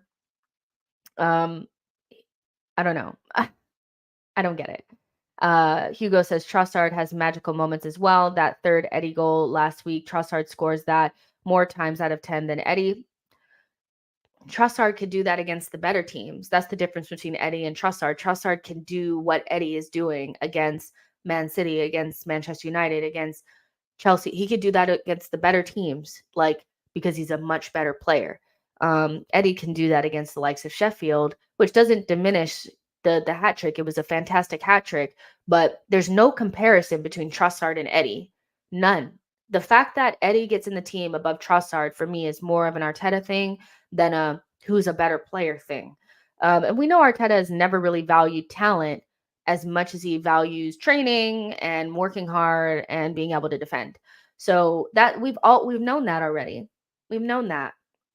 It's the reason why Lacazette was playing over Aubameyang and why Aubameyang left. Like Aubameyang obviously had his own like attitude issues and stuff like that, but ultimately Arteta didn't like him in the system anymore.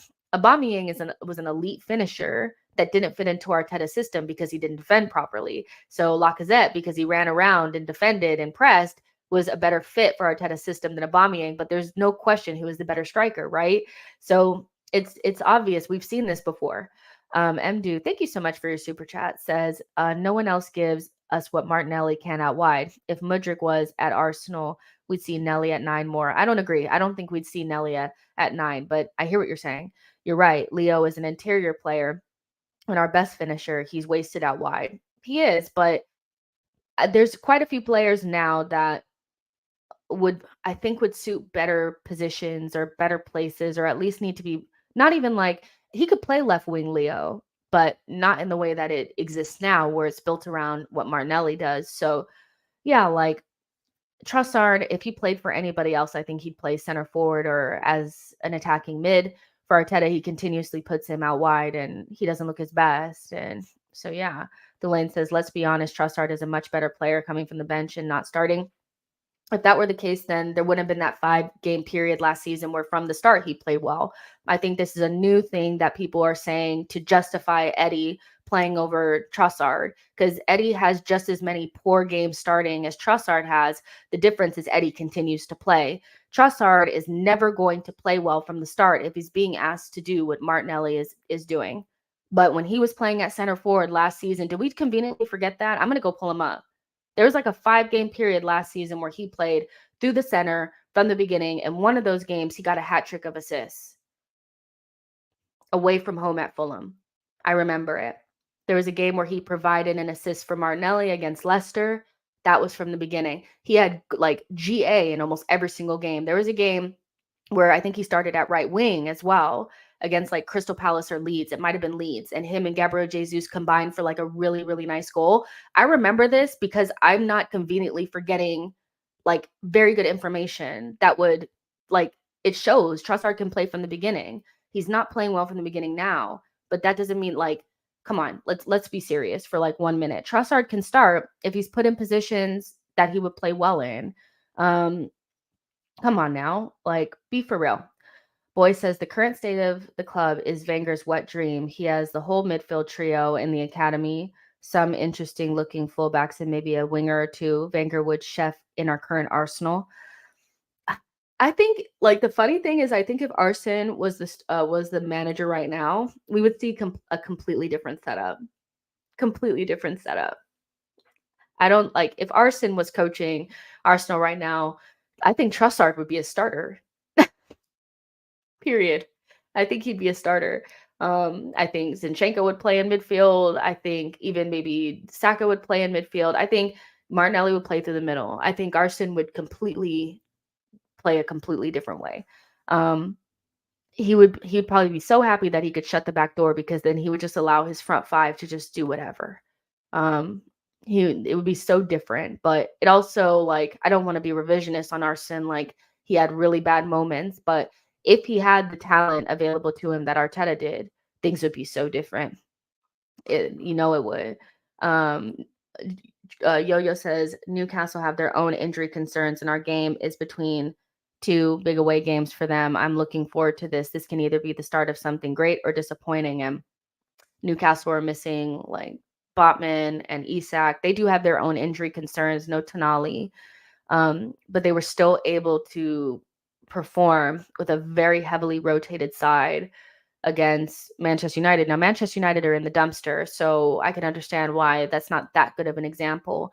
But the thing about Newcastle that I've noticed about them is that their level doesn't drop massively based on how many injuries that they have. They may not be as good, but they're not like Arsenal where they just do not function at all without certain players. They can play Tonali or or Longstaff, and it pretty much, they can still create loads of chances and score loads of goals. Like, so they may have injury concerns, but yeah, so they don't have Isak, they're going to have Wilson. That is a striker that will cause us quite a bit of problems, so they don't have Harvey Barnes. They'll have not like whoever the fuck, they'll have Gordon, so even though Newcastle has their own injury concerns, they have Eddie Howe has created a system that we just spoke about that Arteta doesn't have. It's more plug and play, and the principles are the same no matter who's in there. It's not based on the individual qualities of the players that are starting. So I still think, even with the injury concerns, the fact that they're playing at home is going to really pull into their favor. And so Arsenal are still going to have a really difficult game on their hands because we're not going to be able to play our best 11. Barry Burns says maybe Arteta needs a coach to challenge his views more. Did they ever replace Round in the coaching setup? Nope. Nope. M says Wenger at his worst at least vibes in the team's style of play. Chris Daddy says the difference with Newcastle is they have a working system and not that they have specific players that are needed for the system. Exactly. That's why when everybody was like, oh, they have all these injuries, I'm like, but it's not the same. When we have injuries, it's the end because the system just does not work without it. For other teams, they can plug and play. We don't have that. Big Smo says, Jess, if Rice was Partey's replacement, why is everyone crying about Partey's injury? I don't think anybody's crying about Partey's injury, if I'm honest with you. I think people recognize that, he's injured and he would really help us, but it's nowhere near the difference between it was last season and this season because Rice is a phenomenal player and he's doing a really good job. So nobody's really crying about Partey's injury. I think people are recognizing that there's something that he does within the team that Rice doesn't necessarily replace. But the idea that Rice doesn't replace something important that Partey did not have in his locker is what people aren't recognizing. Rice may not have the same ability. Like the difference between Rice and Partey on the ball is probably about 5%. The difference between Partey and Rice off the ball is much bigger. It's much bigger. So Partey, if you got past him, you were past him. We know that. So I don't think anybody's really crying about it. Like Partey is a great player that you do miss in your squad, but Rice is doing a really good job, and so it makes it a lot less devastating. The main issue that we have is not so much that Partey is not there.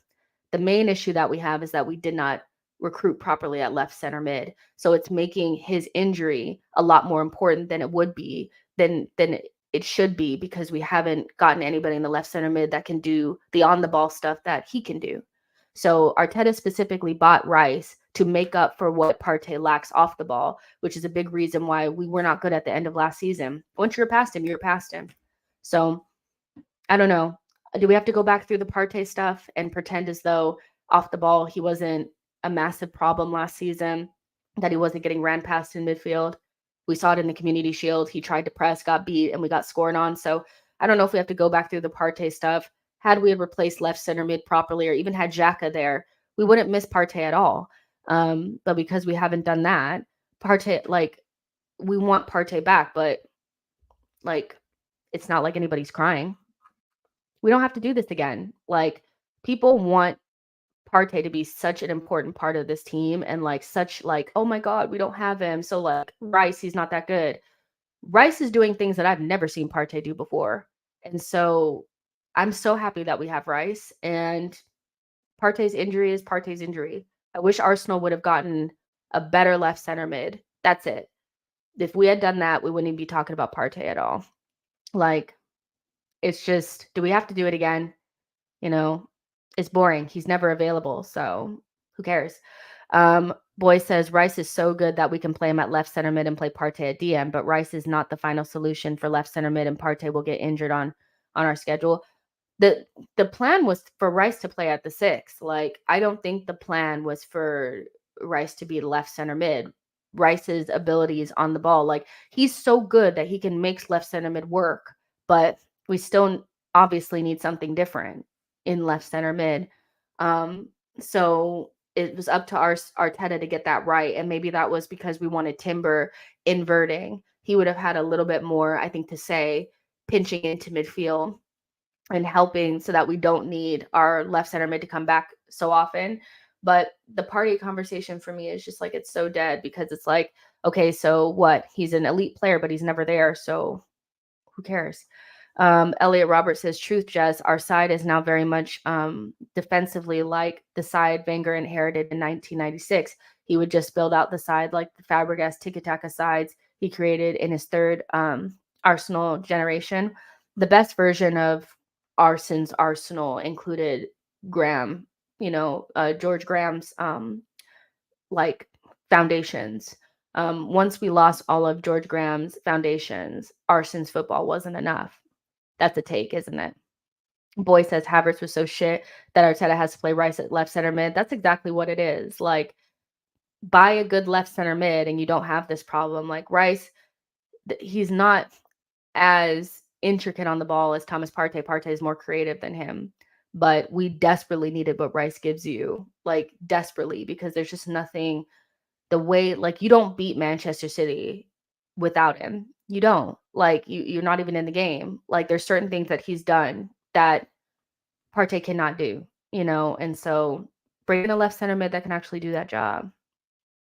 Social Join says Rice comes to be the 6. He was supposed to learn that role, and he is learning, because people that are still like whining about Thomas Partey, it's like Rice has just come in, like he's just gotten here. It's a quarter into his Arsenal career, and he's being meant to bounce back and forth between two positions, and he's doing a really good job at both.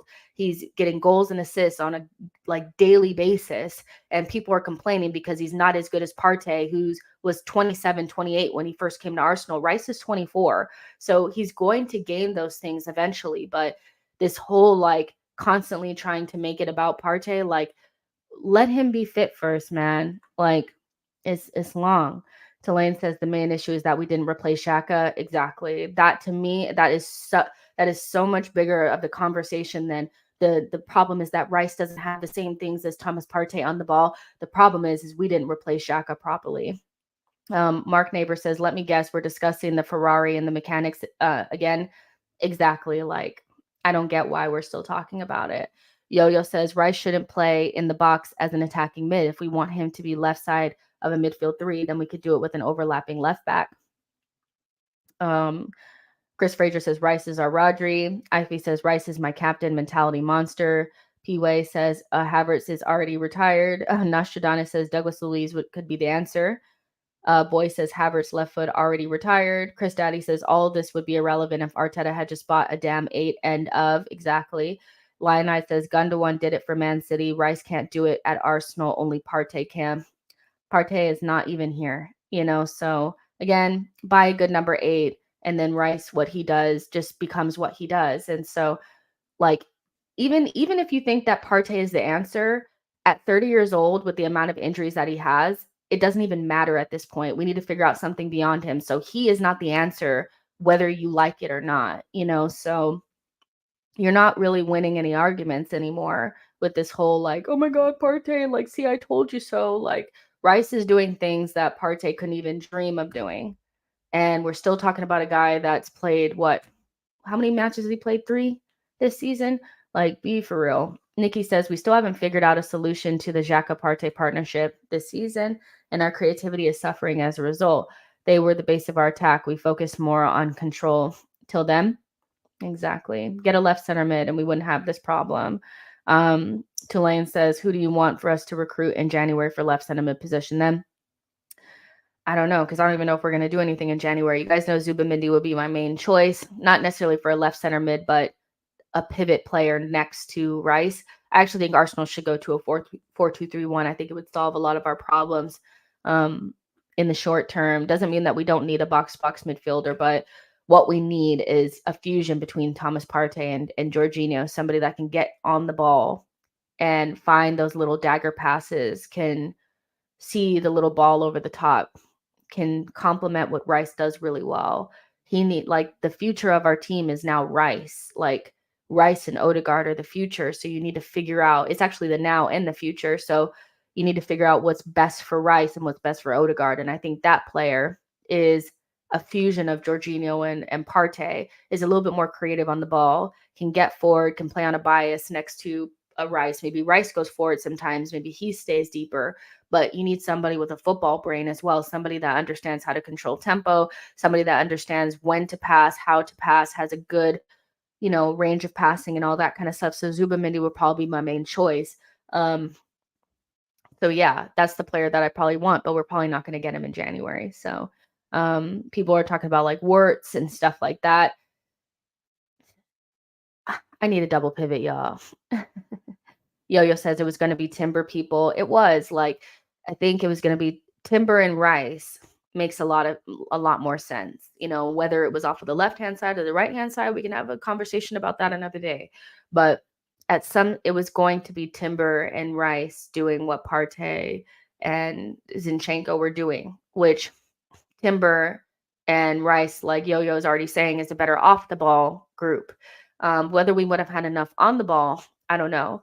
But Timber, what he can do, and like what that Tifo video said that I think is really important, is that we don't have anybody that can receive the ball under pressure in a crowded area and like kind of drive the ball forward. Timber is one of the best at progressing the ball in those scenarios with his ball carrying skills. He's also a good progressive passer. And so we really do lack that in that position, because Zinchenko is good in an open space dictating from deep. But I think once it gets more crowded, then like we talked about earlier, he can't really get away from a player. So Timber was going to do a lot of that. I think Rice is being spoken about in a way that's quite uncomfortable, because it's like, well, he's the one out there playing and leading us to victory, when the player that people are, kissing his ass, he's not even out there. We need to figure out who's the best person to be next to Declan, not continuously talk about somebody who's never there. So yeah, T Cal says Arteta has made 26 signings and 9 are really good, but bar Timber, who is injured. That is a 30% success talent ID. The idea that he is infallible to some fans are laughable. Lionite says, why Arsenal lacks fluidity this year? Partey. So then what? So let's say you're right about that, Lionide. What do you get? Do you want a cookie? Do you want gold star? Like, what do you want? Do you want us to give a trophy to Thomas Partey? Do you want us to roll out the red carpet for Thomas Partey? Do you want us to give him a lifetime contract? What? Who cares? He's never fit. So like, this is a null and void thing. Even if you feel like he's the answer to all of our problems, he's not, because he's 30 and he's never fit. So like the continual like conversation around it, especially when Rice is helping us not lose against Chelsea, helping us beat Manchester City while he's not, like, it just kind of feels like people are attached to a player and they want him to be the main answer when he'll never be the answer, because he's never fit. Mark says serious questions need to be asked. Who we sell before we start buying big names for big money need to be sold before we start talking about 60 million plus signings. We do need to move some players on.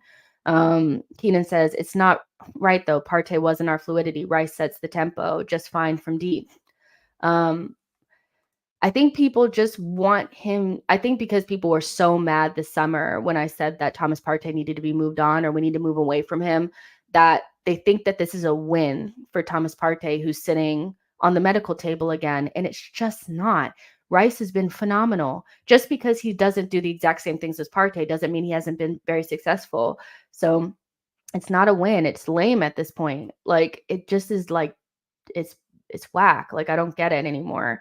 He's a good player, never fit. Our next progression beyond him is to find somebody at left center mid that can do the dictating, a little bit of that creativity from that position, and not having Xhaka is a big problem. So yeah, I think left center mid is important. But whether or not Arteta gets that right, I don't know. P-Way says Quentin Timber drive the ball into the penalty area, grab him.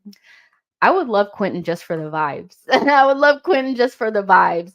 Boy says we are still in all likelihood stuck with the players we currently have to the end of the season unless Arteta gets convinced by one of the academy grads. And I do think that I think the club is going to be patient with Jesus and Partey and Emil. I think they're going to hope that the three of them can be fit for the second half of the season, and hope that, we are first in our Champions League group and that we're in and around the title race by February, and that those players will be ready to go by then. Because if you add a fit Partey, a fit Jesus, and a fit Emil into this team, then you have some of your problems, I think, end up being solved. You can play Thomas Partey in midfield next to next to Rice. It's a short-term fix, but at least it's probably better than anything we can put out now. You have Jesus in there instead of Nketiah, and you have Emil as another option in midfield who looked like he could potentially be, an answer to that position. But putting all of our hopes and dreams into 3 players that have never been fit enough feels very risky, but it's what Arsenal do. They risk our season almost every single season in this way. Unless they're super desperate, they're not going to go out there and buy anybody. So we have to hope that these 3 can come back, because adding them back to the squad would be such a big boost. And maybe we get a surprise with Timber. I don't know, but it's what do you do? What do you do? They just gonna have to hope. Keenan says our fans don't know ball. Put our lack of fluidity stems from losing Xhaka. He was fantastic at keeping the ball moving and having a big pass volume. Our form has dropped because of Havertz. And the left center mid is our biggest problem. And the faster people get that into their brain, the better, because people are trying to make it into something it's not. It's not. It's the left center mid is such a huge problem, because I looked at like Xhaka's numbers. He had like an average of 53 passes. Havertz is averaging like 30 passes a game. And it's not even just the volume, it's the type of passing that you used to get from Xhaka. Remember that pass that we used to always talk about that Xhaka had, that we're like, it's just that pass into Martinelli in the seams? That pass is not there anymore. It's not there. Havertz, I don't think, has passed the ball to Martinelli like that, not once. Nobody has. Not maybe Vieira once. But for the most part, that pass is gone. Just Xhaka commanded respect on the ball too. Like, people knew that his passing range was really good. Even the like crossfield pass that Xhaka used to do to Saka or to Ben White, just he passed forward a lot as well. Like, Havertz passes back a lot because his back is to goal, and then so he just wants to lay it off to somebody. So losing Xhaka is a big problem that we have. It's not really that much about Partey. I think people want it to be about Partey because they love him and they're mad that people want to move him on. But when you look at the types of passes that Xhaka was doing last season and how he used to unlock that little, combination between Jesus, him, and Martinelli, that combination is gone. It's finished. Like, it's so gone. And so it's weird that people are not picking up on Xhaka, probably because they didn't like him that much and they're just like trying to ignore it. But Xhaka is that left center mid is the key to all of our problems. It just is. Let's see. Barry Burns says, would you experiment with Odie switching to the left ever? Yeah, in a game that didn't matter, but we're in such a period of the season, like we're about to be in November and then December, where there's not going to be a lot of games to experiment. We had times to experiment and we didn't use them. You could have experimented against Sheffield. Maybe you could do it against Burnley at home, but Arteta's not going to do anything drastic with the players. Like, he's never going to move Saka and Odegaard and Zinchenko. Those 3 players, if they're not in those positions, the system doesn't work. We just spoke about that. So he's not going to do it. He's not very flexible. So I don't anticipate it. I would like to see Odegaard on that side and maybe Havertz on the right. But the time to do that was in preseason, in those first 3 games as well. We chose to, do different things with defense instead of maybe looking at those options. So, it is what it is. We just really, what we should have done is not bought Havertz and bought just like a real left center mid. Yoga says Fabio is the only one outside of Raya maybe able to find Martinelli like that this season. When we played against Everton, Vieira and Martinelli, before Martinelli got injured, were doing some of those passes. I think like they have a good connection, and Vieira has the vision and the passing like ability to do it. But Vieira's performances are inconsistent because he doesn't play enough. And I think in order for those connections to grow and for you to have the confidence to make those passes, you have to be trusted to play multiple games in a row, rain or shine. And Arteta doesn't trust Vieira enough to play him every single game. So he reverts back to Havertz when he's afraid. He reverts to Jorginho, Rice when he's afraid. So Vieira is never going to fully adapt and get used to playing with Arsenal and the players around him, because he only plays a game here, then is out for 4 games. He plays a little 20 minutes there, out of the game from there. And so we're in a situation where I don't think Arteta can handle the pressure of needing to do well in the Champions League and do well in the Premier League, but also have these side projects of Vieira, needing him to adapt, Kivior needing him to adapt, and trying to make Havertz work. An elite manager can do it, like a top world-class manager can do it, have all these other projects going on within a big one. But Arteta is just now getting into, so it's not just the league that matters. Now I need Champions League to he has a lot on his plate already. So Vieira is going to fall through the cracks. And this is why bringing in young players or like the academy, I don't think is a priority for the club at all, because right now Arteta cannot walk and chew gum at the same time. He could barely focus on the Premier League. Now he has the Champions League as well. So he doesn't have time to develop Fabio. He doesn't have time to develop Kivior. He doesn't have time to, try Odegaard at left mid, because he has to get the results at the same time. So yeah, Mark says Fabio has only done well when against tired legs, teams chasing the game. Can't compare how bad he was when he starts. Horrendous. I don't think every time he started, he's been horrendous. He started from the beginning against Brentford last season and was really good. Xhaka got injured probably 5 minutes into the game against Wolves. He did well. He started from the beginning against Everton. He was not awful. We won the game. He was more than fine. So, I think the same thing, like you need multiple games to game that up. Like if you just expect Fabio to get the odd start here and there and just to be perfect without playing with the team, without adjusting, then you're always going to be disappointed. Fabio has to figure out how to play from the beginning. And also he needs to be put in a position that's going to help him thrive. People don't like Fabio because they feel like he's too weak and he's not good defensively, but he's a number 10. Fabio is a creative midfielder. He's a number 10. He's not an 8. He's not. He plays across the front 3. He can play through the center in certain circumstances, but mostly he's a number 10. So what does the number 10 need? A foundation. He needs 2 midfielders behind him to create a barrier between him and the other team, and so that he can exist within the pockets and make things happen. So Fabio, he has been good since from the beginning in some games. He's been inconsistent. You're going to get inconsistent results from a player that doesn't play very often, and also a player that's not being played in the position that he should be playing in. Fabio should play with a double pivot. Most of our number 10 should play with a double pivot. Havertz should probably play with a double pivot. So for me, that's more of an Arteta problem than anything else. He recruited a player that needs to play with a double pivot that's probably a number 10. He's asking him to play in our more defensive role of a midfielder, and it's not working. What do you expect?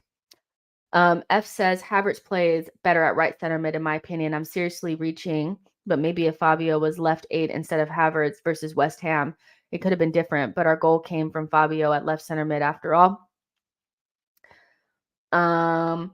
If Fabio's better when we're chasing the game, which means that we're more attacking, what does that tell you? That he probably needs to be in a more attacking position and probably not off the wing. Put him in the number 10 role. Are we so inflexible that we can't move to a 4-2-3-1 at some points? Are we so inflexible that we can't do that?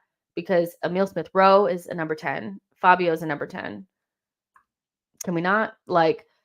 It's one of my biggest concerns about Mikel is that we have players in our team that would just be so much better in positions that allow them to do what they do best, and he continuously puts them in positions to fail.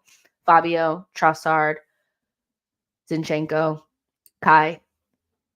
We're never going to get the best out of any of them. If you want players that can do the number 8 role that has the more defensive requirements, then buy players that do that. Boy says we need a smarter 8 than anyone we have in the house, a player that is just smarter in possession or is as industrious as the ones Liverpool use when they're peaking. So you need a number 8. That's just basically what it is. I don't think Fabio is dumb or Emile is dumb or any of these players are not smart enough.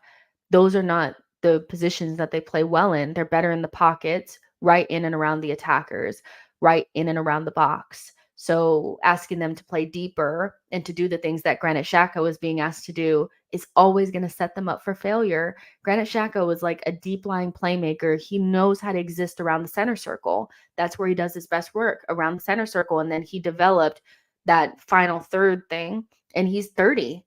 You're asking 22, 23-year-olds to develop into Granit Xhaka. They're not going to be able to do that. Like, come on now.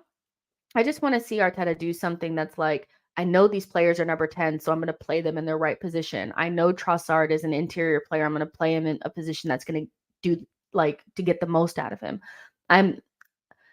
It's hard for me to blame players for not doing well in positions that don't suit them. It's very hard for me to be harsh on them. And even if Vieira's like, I think he is inconsistent. I just, how does Pep get the best out of his players? Does he give them one start here and there and then expect them to be perfect? No, he gives them a run of games. He's giving Gvardiol a run at left back for like 3 or 4 games in a row. I don't think he's been perfect every single game in that position, by the way, but he gets to play there day in and day out, but Arteta does one game, and if it's not perfect, you're on the bench for years, so, and it's easy to say when you get your chance, you have to take it, but not most players can't do that. I think it's really harsh to just be like, yeah, if you don't do well on that first start, then that's on you. Keenan says Trossard, a better position would be how Alvarez plays for City. I don't know. I need to watch it. Who is Seiwald? I'm done with boy. He keeps saying this guy. It's so funny. Yo-Yo says it's better. It's a matter of skill set, not quality. That's where I'm at with it. You do have to take your chances when you get them. But I thought, it's not like Fabio didn't come in against, Fulham and do a good job. He was decent against Everton. It's hard for me to say that like you have to, when you get your chance, then you have to be perfect the whole way through. We don't set our players up for success. Like, it's just so hard. Like Keenan says, ESR and Vieira 10s, they are, but they don't play in the 10 position. So they're being asked to do things that aren't naturally in their skill set, and you're mad that he's not Xhaka. You're mad that you're looking at somebody like Vieira, who's a stick. He's what, 5'6", 5'7", and he plays the number 10 role, and you're surprised he doesn't play like Granit. Like, to me, it's just it's nonsense. McCoob says, would it be the case of 4-2-3-1 versus Burnley with Jorginho and Rice? I would love to. I just want to see it once. I want to see a 4-2-3-1 with, it won't be a meal now, but if you wanted to give Odegaard a rest, put Vieira in a number 10 role. Even like against Burnley, fuck it. Put El Neni in there. Put El Neni in there, because people are going to want to rest Rice. I think you should rest Rice against Burnley. It's Burnley, whatever. But F it. Put El Neni in there next to Jorginho and put Vieira in the 10 and just say, all I want you to do is get on the edges of the box and find your teammates. He'll do it. That's his best position. Emil could do it too, but asking him to be Granit is stupid. Like, because it's not going to work. Boy says Odegaard also not playing in his traditional number 10. He's making it work. Odegaard is a superior player to Vieira right now. Like, we have to remember that, like, Odegaard has been on the scene for a decade. He's been playing men's football since he was 16.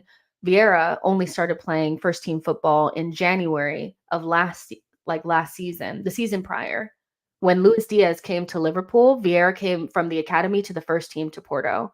That's like a year and a half of playing men's football. So comparing Odegaard being able to move from his number 10 to the 8 role after 10 years of playing men's football to Fabio Vieira needing to be Granit Xhaka in his second full season at Arsenal after only playing about a month or two in men's football for real is not a real good comparison. I still think people are not quite clear on Fabio Vieira's progression and the fact that as soon as Luis Diaz went to Liverpool, he came into the first team out of the academy.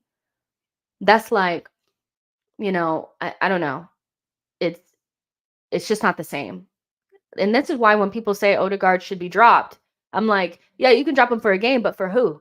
Because Odegaard is our best attacking midfielder, and it's not even close. He's the only one that has been able to adapt to this 8 role, and do it in a way that is successful. Everybody else is having a difficult time. Now, Odegaard plays week in and week out, but I think Fabio Vieira and ESR are always going to kind of struggle because they are more of number 10s, and it's going to take them a while to adapt to a role that doesn't actually suit them. if that role continues to be that left center mid that's more suitable for somebody like Granit Xhaka. Here to there says Granit had the positional intelligence to function as a normal double pivot when we needed. That gave Odegaard a platform. And you need a platform. You need a platform for your lightweight attacking midfielder to do what he does. Like, it's just not that simple. I really do think people are quite harsh when they talk about players like Meal and Vieira just popping into that 8 role and say, why can't you just do it? You need a platform. You need players to allow other players to do well. It's like Maddison is playing in front of Basuma and Sarr.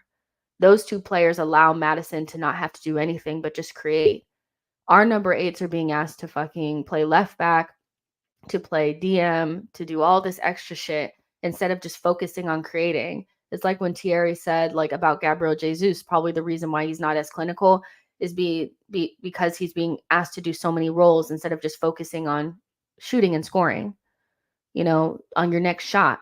A lot of our players do a lot of shit. Like, they do a lot of different roles, and that's fine when it's working. But would I just prefer Fabio Vieira to just sit on the edges of the box, find the pockets, and create assists? Yeah, I would. I'd love to see that more than him dropping deep and like having to do all this extra shit, because that's what I want my number 10s to do. So it's just a way of thought. Some people just feel like Fabio Vieira is not good enough. Fair enough. But how many times are we going to see players come to Arsenal that cost quite a bit of money, that are really talented where they come from, and fall flat at Arsenal before we start asking questions about the manager? Mark Neighbor says prediction for tomorrow. My prediction is that, well, first of all, I think we'll play Martinelli, Saka, and Nketiah, and Jorginho, Rice, and Odegaard. And I think we'll play the usual back.